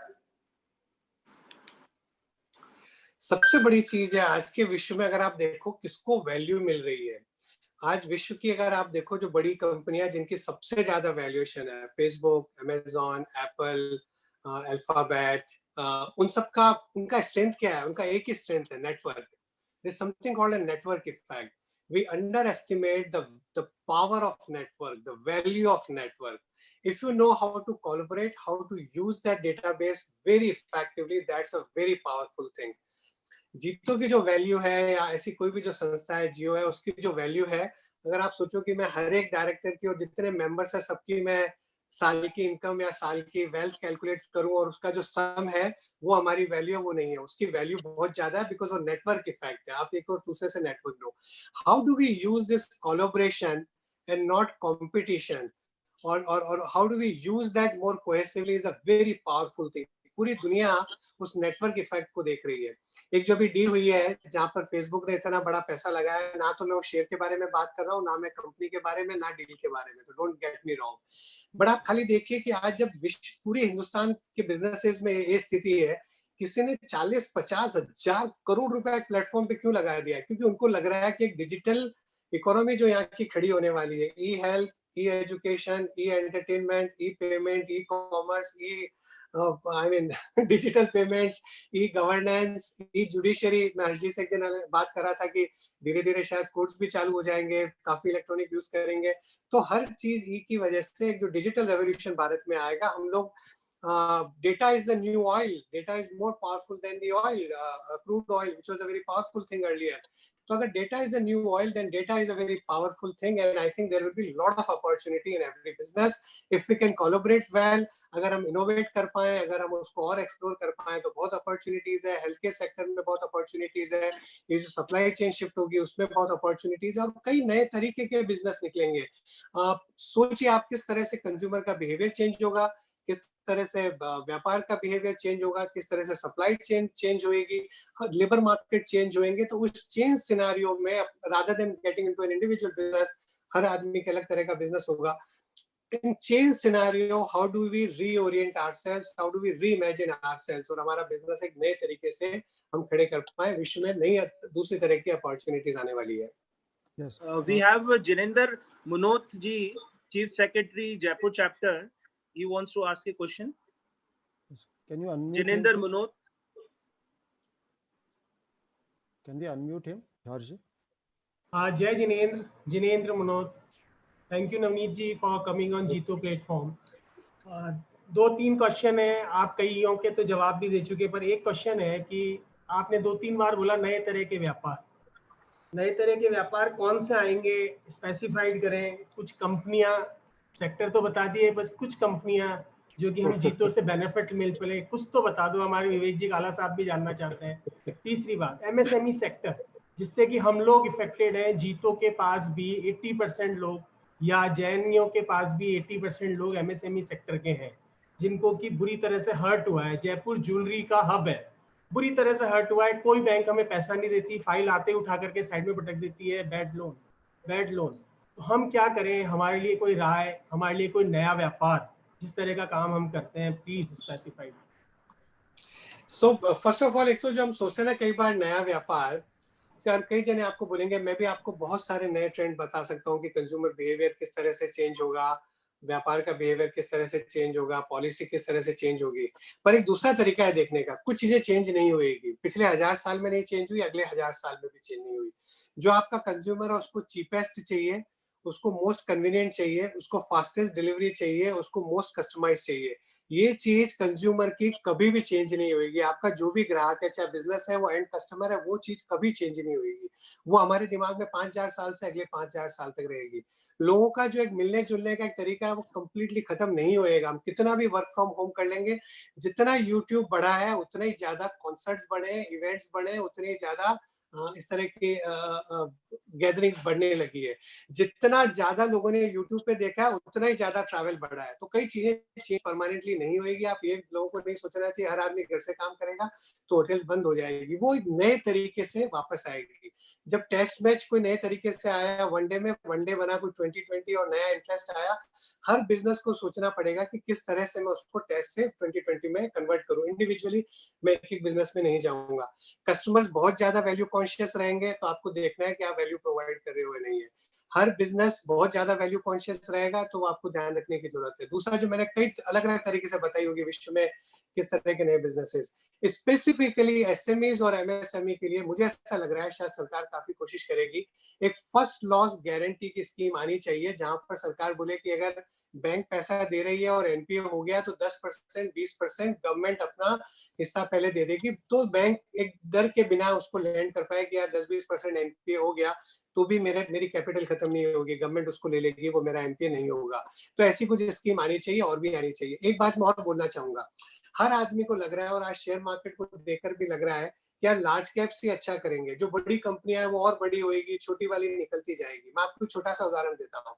आप एक ट्रक ऑपरेटर देख लीजिए, आज कौन से ट्रक ऑपरेटर चल रहे हैं ये स्थिति में। जिस आदमी के पास 1 या 2 ट्रक है वो चल रहे हैं। जो फ्लीट ऑपरेटर है बड़े लार्ज स्केल के, उनको प्रॉब्लम है बिकॉज उनकी माइग्रेंट लेबर चली गई, वो इजीली नहीं आएगी। मैं एक छोटा सा उदाहरण देता हूँ कि जरूरी नहीं है कि छोटे बिजनेसेस खत्म हो जाएंगे, बड़े फ्लीट ऑपरेटर रहेंगे।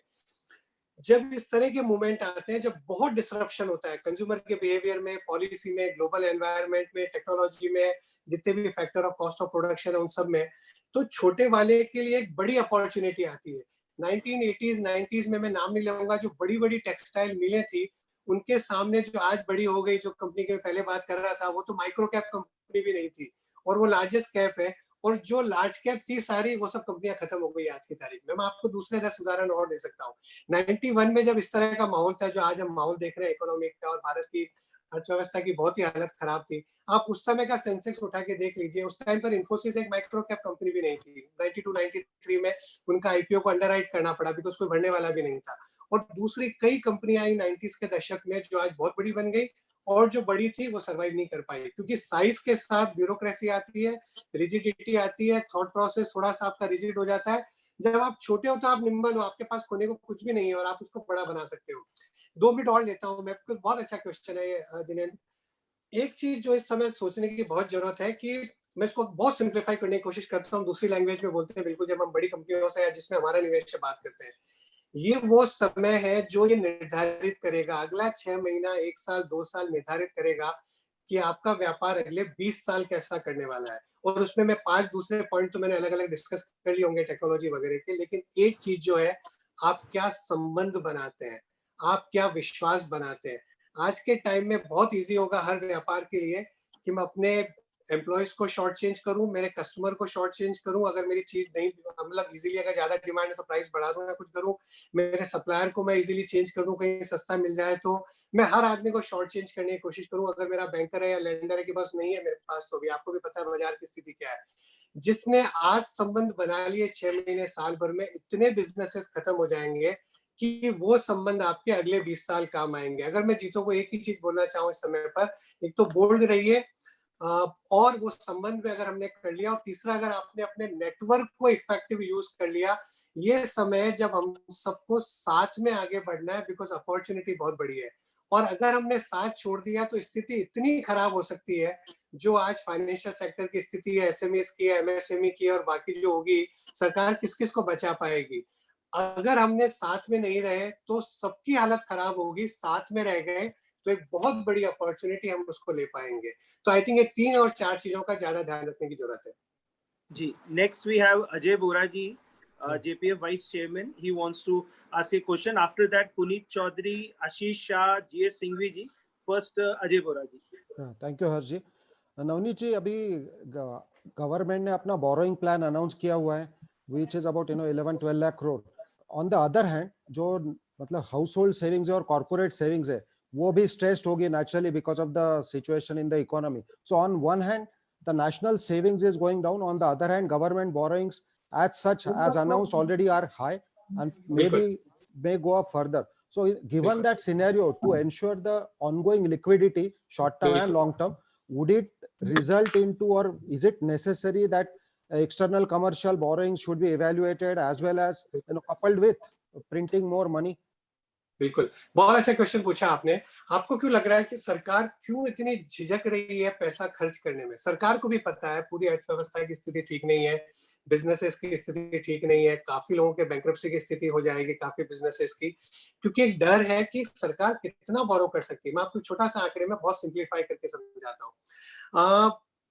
टोटल अमाउंट ऑफ बोरोइंग जो सेंट्रल गवर्नमेंट करती है, भारत सरकार करती है, जो सारी राज्य सरकारें जो बाजार से पैसा उधार लेती है, और जो पब्लिक सेक्टर कंपनियां उधार लेती है, वो करीब 10% ऑफ जीडीपी से ज्यादा है।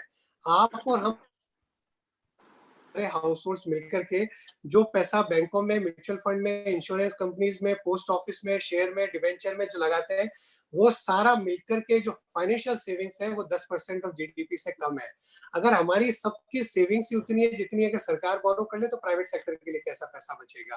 तो इसलिए सरकार को डर लग रहा है कि सरकार ज्यादा बोरो करेगी तो ब्याज दरें बढ़ जाएगी और फायदा नहीं होगा, हमारी करेंसी पर उसका असर आएगा, हमारे इन्फ्लेशन पर असर आएगा, हमारी जो पूरे विश्व में साख है उस पर असर आएगा। पर ऐसी स्थिति ऐसी है कि सरकार के पास चारा नहीं है, तो एक ही चारा है, सरकार बोरो करे, रिजर्व बैंक ऑफ इंडिया वो लेंडिंग कर दे गवर्नमेंट ऑफ इंडिया को आज की तारीख में, बिकॉज हम लोग नहीं कर पाएंगे, बैंकिंग सेक्टर इतनी बोरोइंग नहीं ले पाएगा, और उस पैसे को खर्च किया जाए। धीरे धीरे जब इकोनॉमी रिकवर होगी, तब ज्यादा टैक्स रेवेन्यूज के जरिए, डाइवेस्टमेंट के जरिए सरकार पैसा बोरो कर सकती है, लैंड मोनेटाइज कर सकती है, अपने पीएसयू में स्टेट को मोनेटाइज कर सकती है। आपने अच्छी बात बोली ईसीबीस की, ये समय में पूरे विश्व के पास बहुत लिक्विडिटी पड़ी है, 0% इंटरेस्ट रेट है पूरे कई जगहों पर विश्व में।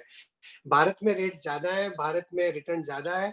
अगर बिजनेसेस खड़े रह पाते हैं तो एक हो सकता है कि विश्व के कई देश ये चाहेंगे कि हम भारत में निवेश कर पाए, और उसके लिए हमें तैयार रहना चाहिए पॉलिसीज के पर्सपेक्टिव से।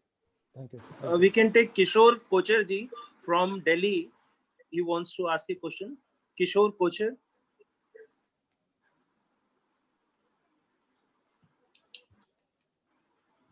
सुन रहे हैं? जी किशोर जी। हेलो, हाँ नमस्कार नवनीत जी, वेलकम यू नमस्कार। On the JITO platform. Thank I you. Have one inquiry कि आपको क्या, जिस तरह ये कोविड-19 में अपनी इकोनॉमी बहुत हिट हुई है, तो don't you visualize a financial emergency by the government in the near future to recover this entire economy with the complete control on the state government?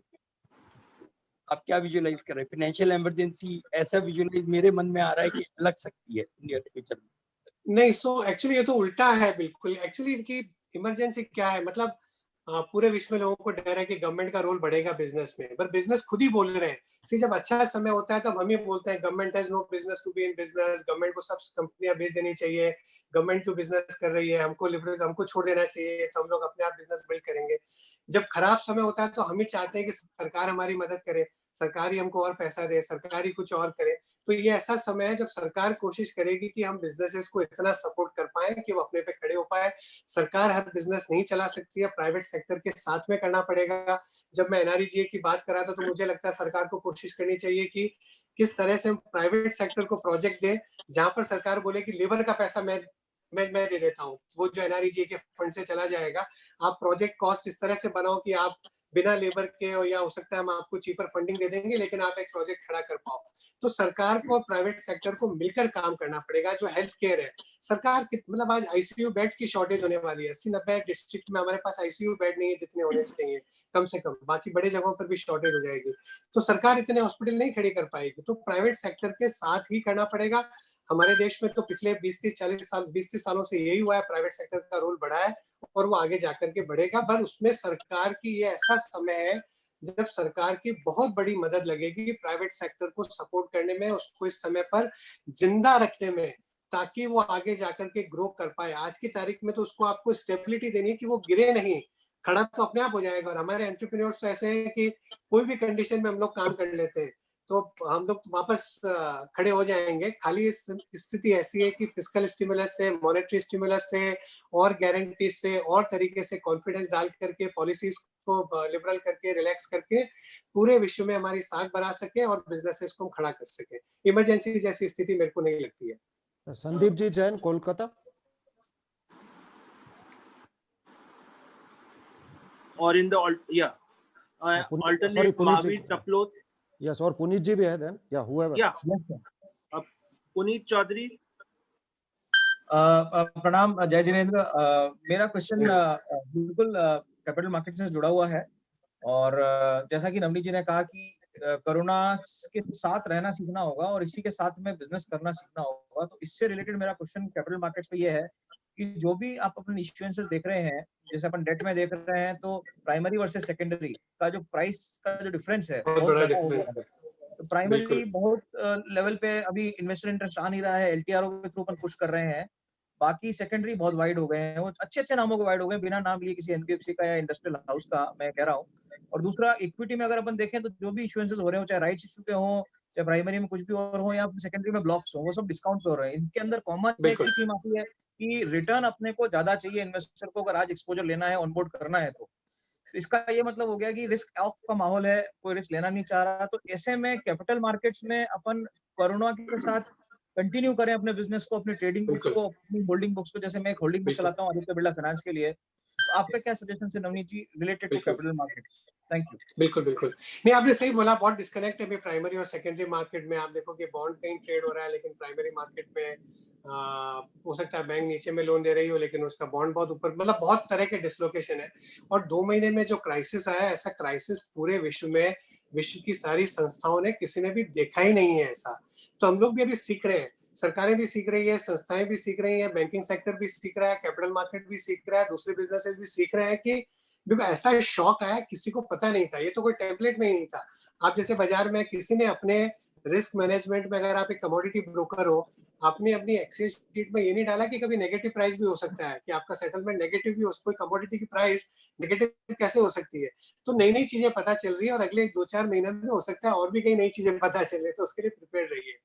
बाजार में निवेश करने के लिए जैसे मैंने बोला कि लॉन्ग टर्म में इंडिया का फ्यूचर अच्छा है, नियर टर्म में बहुत अनसर्टेनिटी है। पर जिस तरह से लिक्विडिटी पूरे विश्व में प्रिंट हो रही है, भारत में प्रिंट हो रही है, अगर अच्छा स्टिमुलस आ गया, अगर सब बिजनेस कम्युनिटी ने मेहनत करी, अगर हमने अपने आप को रीऑर्गेनाइज कर लिया, री इन्वेंट कर लिया, री इमेजिन कर लिया, तो अगर आप ये 6 महीने, साल भर, 2 साल की वॉलेटिलिटी झेल पाए तो निवेश करिए, नहीं झेल पाए तो मत निवेश करिए और वेट करिए, हो सकता है कुछ और आपको अच्छा समय मिले।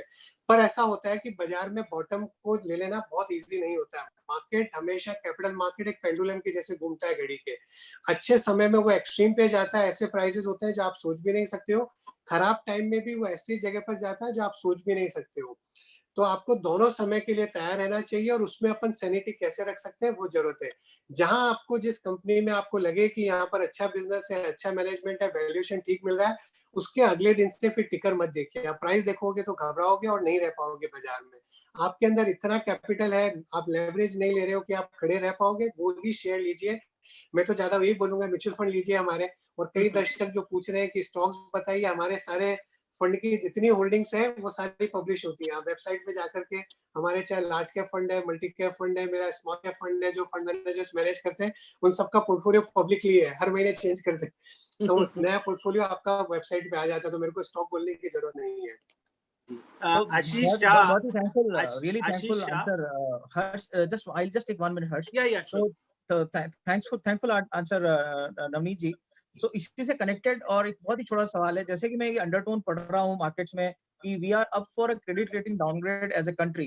So ये टोन कॉमन आ रही है अपने को स्टैंडर्ड एंड पुअर से, मूडी से, सबसे.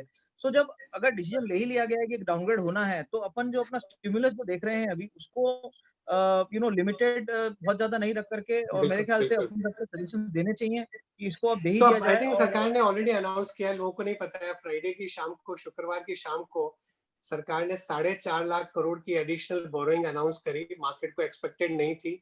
इसकी वजह से जो बॉन्ड यील्ड है, मंडे सुबह को, कल सुबह को बहुत ऊपर खुलेंगे, थोड़ी इंटरेस्ट रेट्स ऊपर जाएगी। बट सरकार ने कॉल ले लिया है कि हमको एडिशनल खर्चा करना पड़ेगा, क्योंकि टैक्स के रेवेन्यूज नहीं आएंगे और सामने स्पेंडिंग प्राइवेट सेक्टर नहीं करेगा। जैसा मैंने बोला, प्राइवेट सेक्टर नहीं करेगा तो सरकार को करनी पड़ेगी।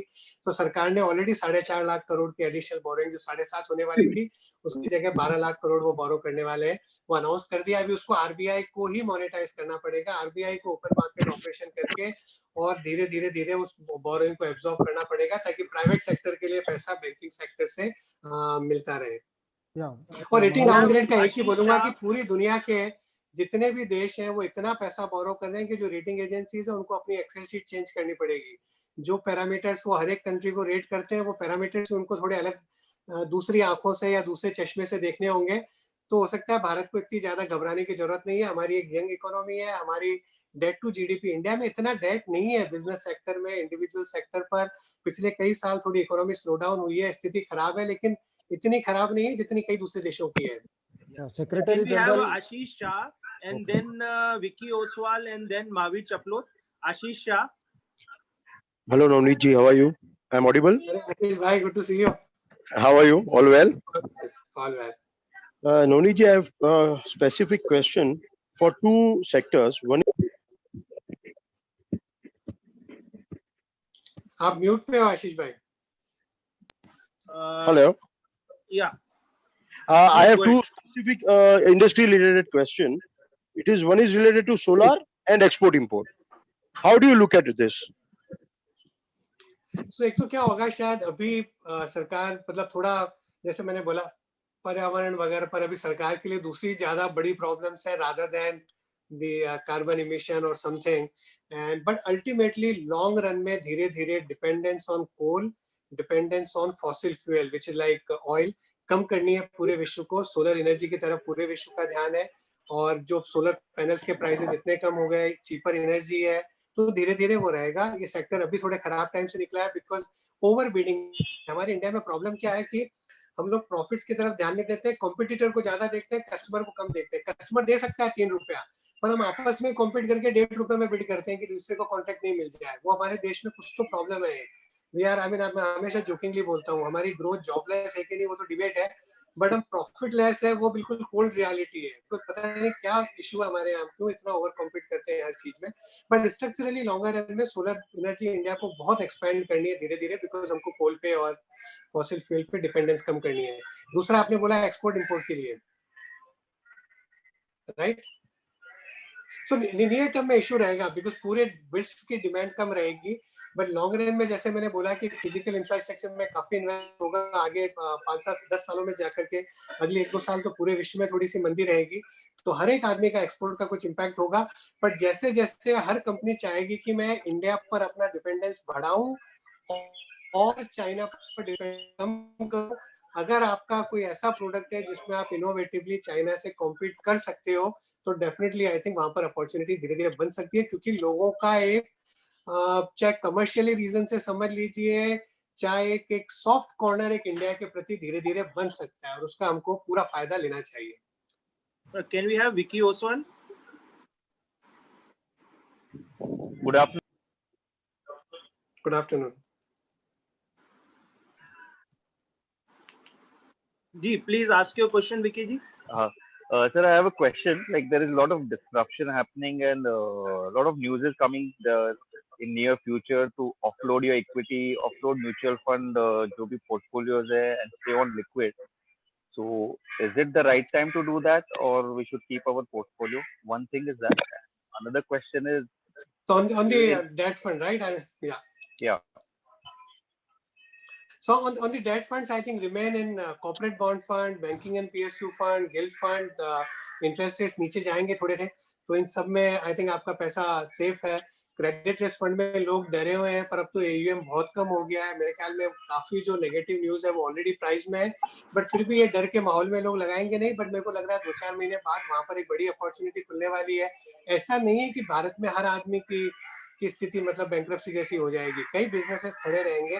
आज आप सोचो 1-2 साल इन्वेस्ट अगर नहीं होगा, तो जो असेट आज लग गई, जब डिमांड जोर से बढ़ेगी तो वो असेट की वैल्यू भी कितनी बढ़ेगी।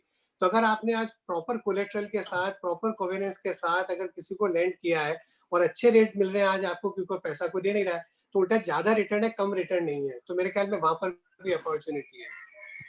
Can we have Mahavir Chaplot? Yeah. Mahavir Chaplot. Yeah, please, Mahavir, go ahead. Yeah, I have two specific questions. Jinendra sir.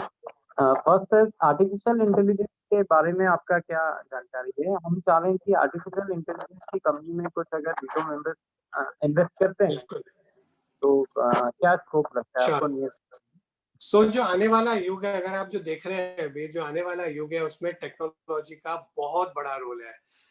Artificial intelligence, machine learning, robotics, automation, 3D printing. आप धीरे धीरे सोचिए, हर चीज छोटी छोटी जगहों पर एक कंपनी बहुत बड़ा प्लांट एक चाइना में हर जगह पे भेजती थी, उसकी जगह चाहेगी छोटी छोटी जगहों पर अगर रोबोटिक्स के जरिए, ऑटोमेशन के जरिए वो चीज जगह जगह बन सके। हर जगह पर टेक्नोलॉजी का रोल बहुत बड़ा होने वाला है। अगले जो फेज की मैन्युफैक्चरिंग है वो इतनी लेबर इंटेंसिव नहीं है, वो मोर ऑटोमेटेड है। तो अल्टीमेटली टेक्नोलॉजी का रोल हर जगह पर है, और आर्टिफिशियल इंटेलिजेंस हो गए, मशीन लर्निंग हो गए, उस पर ध्यान देना बहुत जरूरी है हर बिजनेसेस के लिए। और उसको हम थोड़ा सा ऐसा लगता है यार ये चीज हम कहाँ से सीखेंगे, मतलब हर चीज आर्टिफिशियल इंटेलिजेंस है यार। मतलब 2500 साल पहले महावीर स्वामी ने जो बोला वो सब आर्टिफिशियल इंटेलिजेंस है। जो पता चला कि बस पौधे के अंदर जान है, वो भी एक तरह की आर्टिफिशियल इंटेलिजेंस है। हमारा एक सोचने का तरीका है, उसको हमको सोचना है, उसको हम किस तरह से टेक्नोलॉजी को यूज करें, आज की जो नई तकनीक है उसको, आज की जो नई डिजिटल इनोवेशंस है उसको यूज करें। We have GS Singhvi ji from New Delhi. One question from Dinesh Jain ji also. Dinesh Jain. Okay. Dinesh. Okay. After GS Singhvi ji. Hello hello. हाँ जी, पूछिए सर। मेरा क्वेश्चन डिफरेंट है थोड़ा सा। China के बारे में हम बात कर रहे हैं। जब चाइना को इतना सारा वर्ल्ड आइसोलेट कर देगा, उनके अनएम्प्लॉयमेंट क्रिएट हो जाएगा, काफी इंडस्ट्रीज वहाँ बंद हो जाएगी, तो चाइना भी तो अपने आप को सस्टेन करने के लिए कुछ ना कुछ तो करेगा। और अगर उसकी साइकी को हम समझे कि विंडिक्टिव नेचर के लोग हैं, कहीं ऐसा तो नहीं कि एक नया वायरस, आज तो 14 दिन का टाइम है, बाद में पता लगे सिर्फ 2 दिन का वायरस और उसका वैक्सीन भी उसी के पास है। या जैसे उत्तर सिक्किम के ऊपर उन्होंने कल हलचल करी, एक बॉर्डर का एक नया सिलसिला, बोले इंडिया हमारा सबसे बड़ा दुश्मन है, तो पहले इंडिया को थोड़ा सेटराइट करें। हम सब बुरी बात करें, बड़ी अच्छी बात है, होना भी चाहिए। नहीं, बिल्कुल सही है आपका। चाइना से बहुत बड़ी रिस्क हो सकती है। चाइना एक ऑथोरिटेरियन कंट्री है, डेमोक्रेसी नहीं है, वहाँ भी करीब 100-150 करोड़ लोग हैं। अगर ज्यादा प्रॉब्लम हुई तो वो कुछ और कर सकते हैं। इनफैक्ट विश्व के लिए जितना हम लोग टेक्नोलॉजी से जुड़ेंगे, कंप्यूटर वायरस के रिस्क उतनी बढ़ती जाएगी, पर उसका एक दूसरी अपॉर्चुनिटी आ सकती है। अगर आप एक डिजिटल सॉल्यूशन प्रोवाइड करते हो और बिजनेस को कि उस वायरस से कैसे बचा जाए, ये वायरस की एक अपॉर्चुनिटी है, वो वायरस की एक दूसरी अपॉर्चुनिटी है। हर बिजनेस को दो तरीके से देखा जा सकता है, हर स्थिति को दो तरीके से देखा जा सकता है। जितना चाइना, जो आपने बोला, अगर विंडिकेटिव करेगा, उतना ही सॉफ्ट कॉर्नर इंडिया के प्रति बढ़ेगा। और जो मतलब अगेन गुरुदेव जो हमेशा बताते हैं कि परस्परो ग्रो जीवानाम, हम उस फिलॉसफी के हैं कि हम पूरे विश्व को साथ में रखना चाहते हैं। और अगर हमारे समाज में भी हमने कोशिश करी और वो ब्रांड अगर एक नया बिल्ड कर पाए, तो छोटी सी चीज बोलता हूँ, अगर हमने एक ब्रांड बिल्ड कर लिया अपना, आज आप होटल में जाते हो और बोलते हो कि यार जैन बना देना, तो उसको पता है कि ये कोई परहेज नहीं है, उसको पता है कि आप शुगर कम बोल रहे हो क्योंकि फीके बना दें, उसको पता है शुगर की बीमारी होगी, या आपको ये चीज के टेस्ट अच्छा नहीं लगता है, तीखा मत बना। आप जब जैन बोलते हो ना, उसको पता है there are certain values that you are saying. It's not about like ये चीज डालना है, आप certain values express कर रहे हो। अगर हमने एक वो ब्रांड बना लिया कि मैं प्रोडक्ट पे जब लिखता हूँ जैन है या इंडिया से है, कि इस प्रोडक्ट के पीछे एक वैल्यू सिस्टम है, अब उसकी ब्रांड वैल्यू को हम उसको बहुत अंडर एस्टिमेट कर रहे हैं कि आगे आने वाले सालों में हमारी सोसाइटी अपने आप को किस तरह से प्रेजेंट कर सकती है, हम अपने ब्रांड को किस तरह से प्रेजेंट कर सकते हैं। We can have और जितना ज्यादा चाइना ऐसा कुछ करेगा, उतनी ज्यादा हमारे लिए अपॉर्चुनिटी होगी। जी, दिनेश जैन साहब from Kolkata. Good afternoon Navneet. Good afternoon. ये अभी जो पीएसयू परपेचुअल बॉन्ड्स जो काफी फ्रैंकलिन के बाद में एट्रैक्टिव रेट पे मिल रहे हैं, तो क्या आपको इसमें कुछ रिस्क लगती है?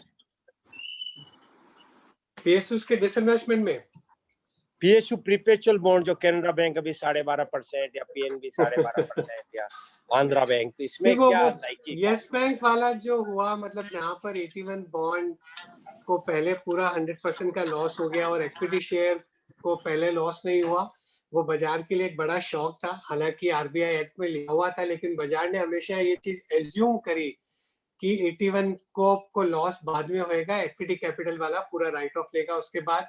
लेकिन वो नया शॉक आ गया, तो आपने देखा है ऑलरेडी मार्केट में वो रिस्क प्रीमियम बढ़ गई है। इवन पीएसयू बैंकों के कुछ के 11, 12, 13% पर भी बॉन्ड मिल रहे हैं। मेरे ख्याल में मतलब विश्वास ऐसा रहता है कि पीएसयू बैंकों को प्रॉब्लम नहीं होनी चाहिए, पर 81 बॉन्ड में जो पहले वाले जो यील्ड स्प्रेड थे, उससे अब ज्यादा ही रहने वाले हैं, मुझे ऐसा लगता है, चाहे पीएसयू हो चाहे प्राइवेट सेक्टर हो। We can have Arun Bafna from Bhilwara. Arun Bafna. Yes, sir. जी पूछिए Arun ji. I hope my voice is clear and audible. Yes. Sir मेरा एक छोटा सा क्वेश्चन ये है कि अभी इस टाइम पर सेक्टोरियल फंड्स के लिए जाना चाहिए या लार्ज कैप, मिड कैप या दूसरे ऑप्शंस वर्कआउट करना चाहिए? अगर सेक्टोरियल फंड्स के लिए जाना चाहिए तो कौन से सेक्टर्स अच्छे रहेंगे? और फार्मा सेक्टर में इस टाइम पर एंट्री लेना बेटर है? बिकॉज अभी अगर मैं लास्ट 1.5 मंथ की बात करता हूँ तो वैल्यूएशंस जो हैं वो फार्मा सेक्टर के काफी इंप्रूव हुए हैं, तो फार्मा सेक्टर में इस टाइम पर फ्रेश एंट्री लेना एडवाइजेबल है या अवॉइड करना चाहिए अभी? Thank you. तो फार्मा नहीं बोलूंगा, पर हेल्थ केयर सेक्टर में अगले कई वर्षों तक बहुत अपॉर्चुनिटीज है। बट कई बार ऐसा होता है जब एक सेक्टर का बूम आता है, आपको अगर 99 2000 याद हो, तो कंपनी का नाम आप टेक्नोलॉजी कर लिए और स्टॉक 5 गुना हो जाएगा। 92 में ऐसा सीमेंट में था, 1985 में टेक्सटाइल्स में था, 2007-8 में इंफ्रा या रियल एस्टेट का नाम डाल दीजिए तो स्टॉक 5 गुना हो जाएगा। इस बार भी कुछ सेक्टर्स में ऐसा ही होगा, तो बट आपको बहुत कॉशियसली रहना चाहिए। हेल्थ केयर सेक्टर में बड़ी अपॉर्चुनिटी है। इसका ये मतलब नहीं है कि हर शेयर ऊपर जाएगा, हर कंपनी अच्छा करेगी। मुझे ऐसा लगता है ज्यादा निवेश आपका मल्टी कैप फंड में होना चाहिए, जहां पर फंड मैनेजर को डिसाइड कर दीजिए कौन से सेक्टर में कौन सी कंपनी अच्छा करेगी। या जैसे अभी तो हमने हमारा स्मॉल कैप फंड भी खोल दिया, सिंपली बिकॉज हमको लग रहा है कई छोटी कंपनियां, जो लोगों को लग रहा है कि यार खाली बड़े ही बचेंगे छोटे नहीं बचेंगे, ऐसा नहीं है। मुझे लगता है कई छोटे बिजनेसेस के लिए एक बहुत बड़ी अपॉर्चुनिटी है, क्योंकि उनका बड़ा कॉस्ट बेस नहीं है आज की तारीख में। अगर way of doing business change होता है, जूम आ गया, आप कुछ और चीज लगा रहे थे जहां बहुत पैसा खर्च कर रहे थे, फिजिकल इवेंट की जगह मैं तो ऑनलाइन इवेंट कर सकता हूँ। मैं छोटा सा उदाहरण दे सकता हूँ, और भी इस तरह के कई चेंजेस होंगे। जो लेबर आज घर में बैठी है, आपका कोई बिजनेस है जहां पर आज जो हाउसवाइफ घर में बैठी है, आप उसकी सर्विस यूज कर सकते हो, जो आपने कभी सोचा ही नहीं, तो आपकी लेबर कॉस्ट कितनी कम हो गई। मैं आपको दूसरे 10 एग्जांपल दे सकता हूँ ऐसे। तो कई छोटे बिजनेसेस भी ऐसे हैं जो अपने आप को बड़ा बना पाएंगे बहुत छोटे साले टाइम में। और हमने देखा है अर्ली 90s में छोटी छोटी कंपनियां इतनी बड़ी हो गई जब इंडिया ने ओपन अप करी अपनी इकोनॉमी। तो स्मॉल कैप में भी लगा सकते हैं, मल्टी कैप में भी लगा सकते हैं। सेक्टर फंड्स में हमेशा एक रिस्क रहती है। कुछ महीने पहले हमको लगा कि कुछ एक अपॉर्चुनिटी हो सकती है, पीएसयू स्टॉक्स बहुत सस्ते हो गए, डिविडेंड यील्ड बहुत हाई है, पर सडनली आपने देखा जब बाजार गिरा तो वो स्टॉक भी इतने ही गिरे। साल 2 साल पहले लाइक कई जिन्होंने आपको बोला होगा इंफ्रास्ट्रक्चर फंड देखिए बहुत बड़ा निवेश होगा, बट सडनली ऐसी स्थिति आ गई कि वो कंपनियों में कईयों में तकलीफ आ गई। तो अपॉर्चुनिटी इंडिया में हर जगह है। राइट काइंड ऑफ स्टॉक खरीदना ज्यादा इंपॉर्टेंट है बजाय वो सेक्टर्स देखने के। Yeah, we can have One last two questions. last Ashok question, Ajmera ji. and Rakesh Chhabra, Rakesh Jain Okay. Chhabra from Kolkata. Okay. One First, last Ashok question. Ajmera. Yeah, Navneet ji, I mean, in the larger part of the debate, if we see, I mean, everybody is admitting, and you also admitted that these are absolutely unprecedented crises, and especially in the context of our country, MSME plays the very, very important role in our economy. We are all bothering about rating, we are bothering about the bank loan getting bad and all that. Is it not the time for the government to guarantee all these loans, additional disbursements? Because the money is actually not reaching to the people which the government want and which is required for the industry to survive. Once they died, then it is very difficult to revive them. So don't you feel that 10, 12 lakh crore, 15 lakh crore without bothering about inflation, without bothering about rating, and without bothering about temporary economic impact? नहीं तो आपकी बात एकदम सही है कि सरकार, और मेरे ख्याल में आएगी कुछ ना कोई स्कीम में से। हमेशा एक और डर लगा रहता है, जैसे भी रेटिंग का डर था या बोरिंग होगा, इंटरेस्ट रेट का क्या होगा, इन्फ्लेशन का क्या होगा, हमारी जो अंतरराष्ट्रीय साख है उसका क्या होगा, वो सब ठीक है पर खर्चा होएगा, डेफिनेटली होएगा। दूसरा क्या कई बार ऐसा हो जाता है कि हम भी ऐसे हैं कि कोई सरकार स्कीम बनाती है, कुछ ही लोग हैं उसको बहुत मिसयूज कर लेते हैं। तो आई थिंक वो फिर स्कीम को आपको इतना स्ट्रॉन्ग करना पड़ता है कि उसका मिसयूज नहीं हो जाए। तो हो सकता है थोड़ा समय लग रहा हो, पर मुझे लगता है पक्की कोई ना कोई स्कीम आएगी। और हमारी हिस्ट्री देख लीजिए, जब वीडियास दिया गया या कुछ भी करा तो एक है, कई जने जो जेन्युइन उसका फायदा उठाते हैं, कई जने जो नॉन जेन्युइन में फायदा उठाते हैं। तो आई थिंक सरकार को हमेशा एक डर लगा रहता है कि यार समाज में दो तरह के लोग हैं, किस तरह से हम स्कीम बनाए। ऐसा नहीं कि जो जेन्युइन जिसको जरूरत है वो तो बेचारा उठा नहीं पाया और दूसरे लोगों को वो सरकार का पैसा चला जाए। तो हो सकता है उसके लिए कुछ समय लग रहा है, बट जरूर ही मुझे पक्का विश्वास है एसएमईज के लिए, एमएसएमईज के लिए बैंक आराम से बेधड़क होकर के लोन दे पाए। कुछ न कुछ गारंटी की या कुछ न कुछ स्कीम जरूर ही आएगी। दूसरा क्या था आपका? छाबड़ा जी से पहले एक Praveen Kumar ji wants to ask, is this a good time for IPO in food processing sector?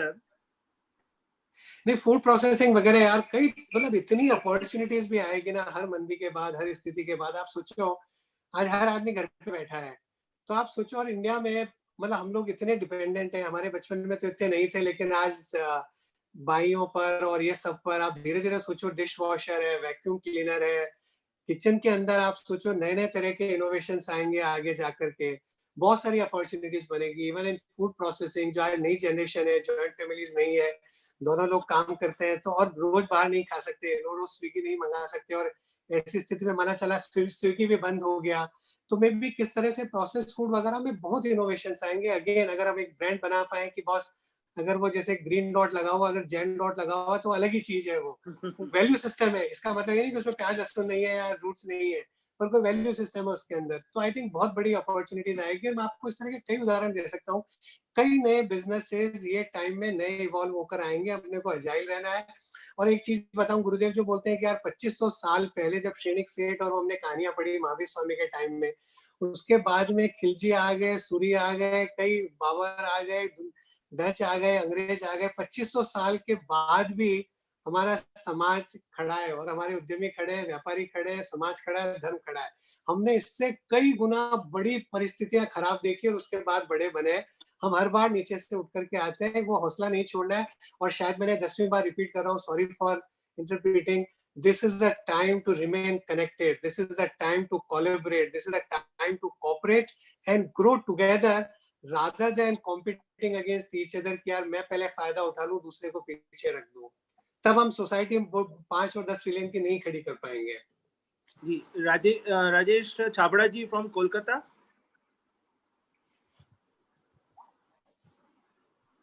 So can you help me identify the ID? I don't see.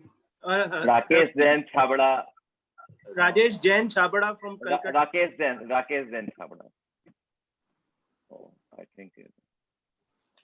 Okay, let's proceed. I think is. Yeah, because we have already exceeded.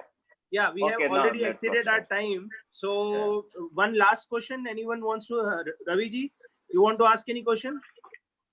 Navneet ji, अभी existing retail investor के लिए क्या strategy होना चाहिए, उनको कैसे अभी portfolio क्या अभी रिसफलिंग के लिए बेस्ट टाइम है या अभी उनको अभी क्या स्ट्रेटेजी, क्योंकि सबके माइंड में यही कंसर्न है, अनसर्टेनिटी सब बहुत है, कुछ समझ में नहीं आ रहा है कि आगे कैसे प्रॉफिट करना चाहिए, आपका क्या है इसमें? तो थोड़े टाइम में बहुत वॉलेटिलिटी रहेगी, थोड़े टाइम में बहुत अनसर्टेनिटी रहेगी, अनसर्टेनिटी के जाने नहीं वाली है और किसी को नहीं पता बाजार कहाँ पे बॉटम होगा, किसी को नहीं पता है कितने टाइम में अनसर्टेनिटी रहेगी।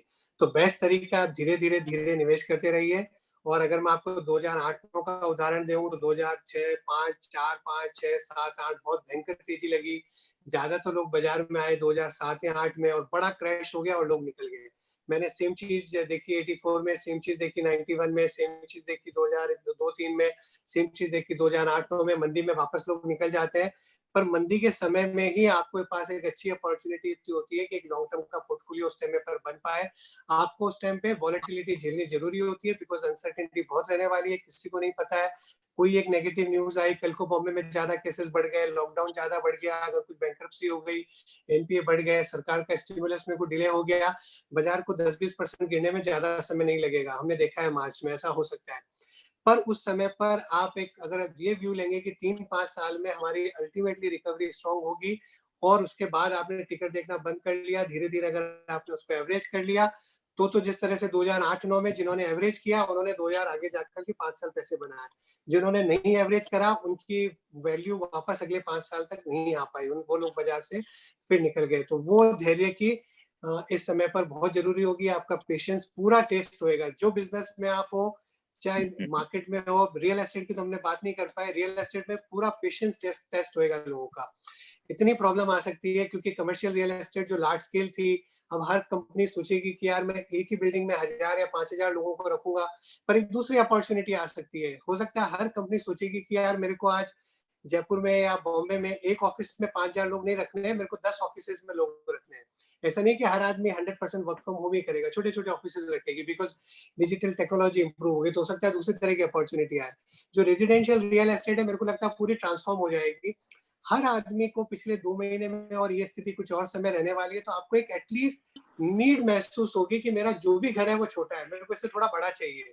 जब भी आपकी स्थिति होगी आप उससे बड़ा लेने की कोशिश करोगे, छोटी लेने की कोशिश नहीं करोगे। और दूसरी चीज उसके अंदर हर हाउसिंग सोसाइटी में, मैं तो हर कॉल पे बोलता हूँ कि जिम और स्विमिंग पूल से ज्यादा जरूरत हो जाएगी कि एक बिजनेस सेंटर हो उसके अंदर और एक शायद कॉफी शॉप हो। बिकॉज अगर आप वर्क फ्रॉम होम करोगे तो आपको कुछ तो बिजनेस सेंटर भी लगेगा, तो हो सकता है हाउसिंग कॉम्प्लेक्स कुछ नए तरीके से निकलेंगे। जो मैंने पहले बात करी कि जो ओल्ड और वल्नरेबल है उनको साथ कैसे करा जा सके, तो हो सकता है कुछ और तरीके के जो रेजिडेंशियल प्रोजेक्ट है वो कुछ ओल्ड एज होम बनेंगे, कुछ स्टूडेंट हाउसिंग के प्रोजेक्ट कन्वर्ट हो जाएंगे और उसमें हो सकता है दुनिया की कंपनी आएगी और पैसा लगाएगी और वो रेंटल हाउसिंग कन्वर्ट हो जाए। तो पूरा रियल एस्टेट मेरे ख्याल में अलग तरीके से इवॉल्व होएगा अगले कई वर्षों में। Thank you. Vimal ji Singhvi, Director Jito Apex.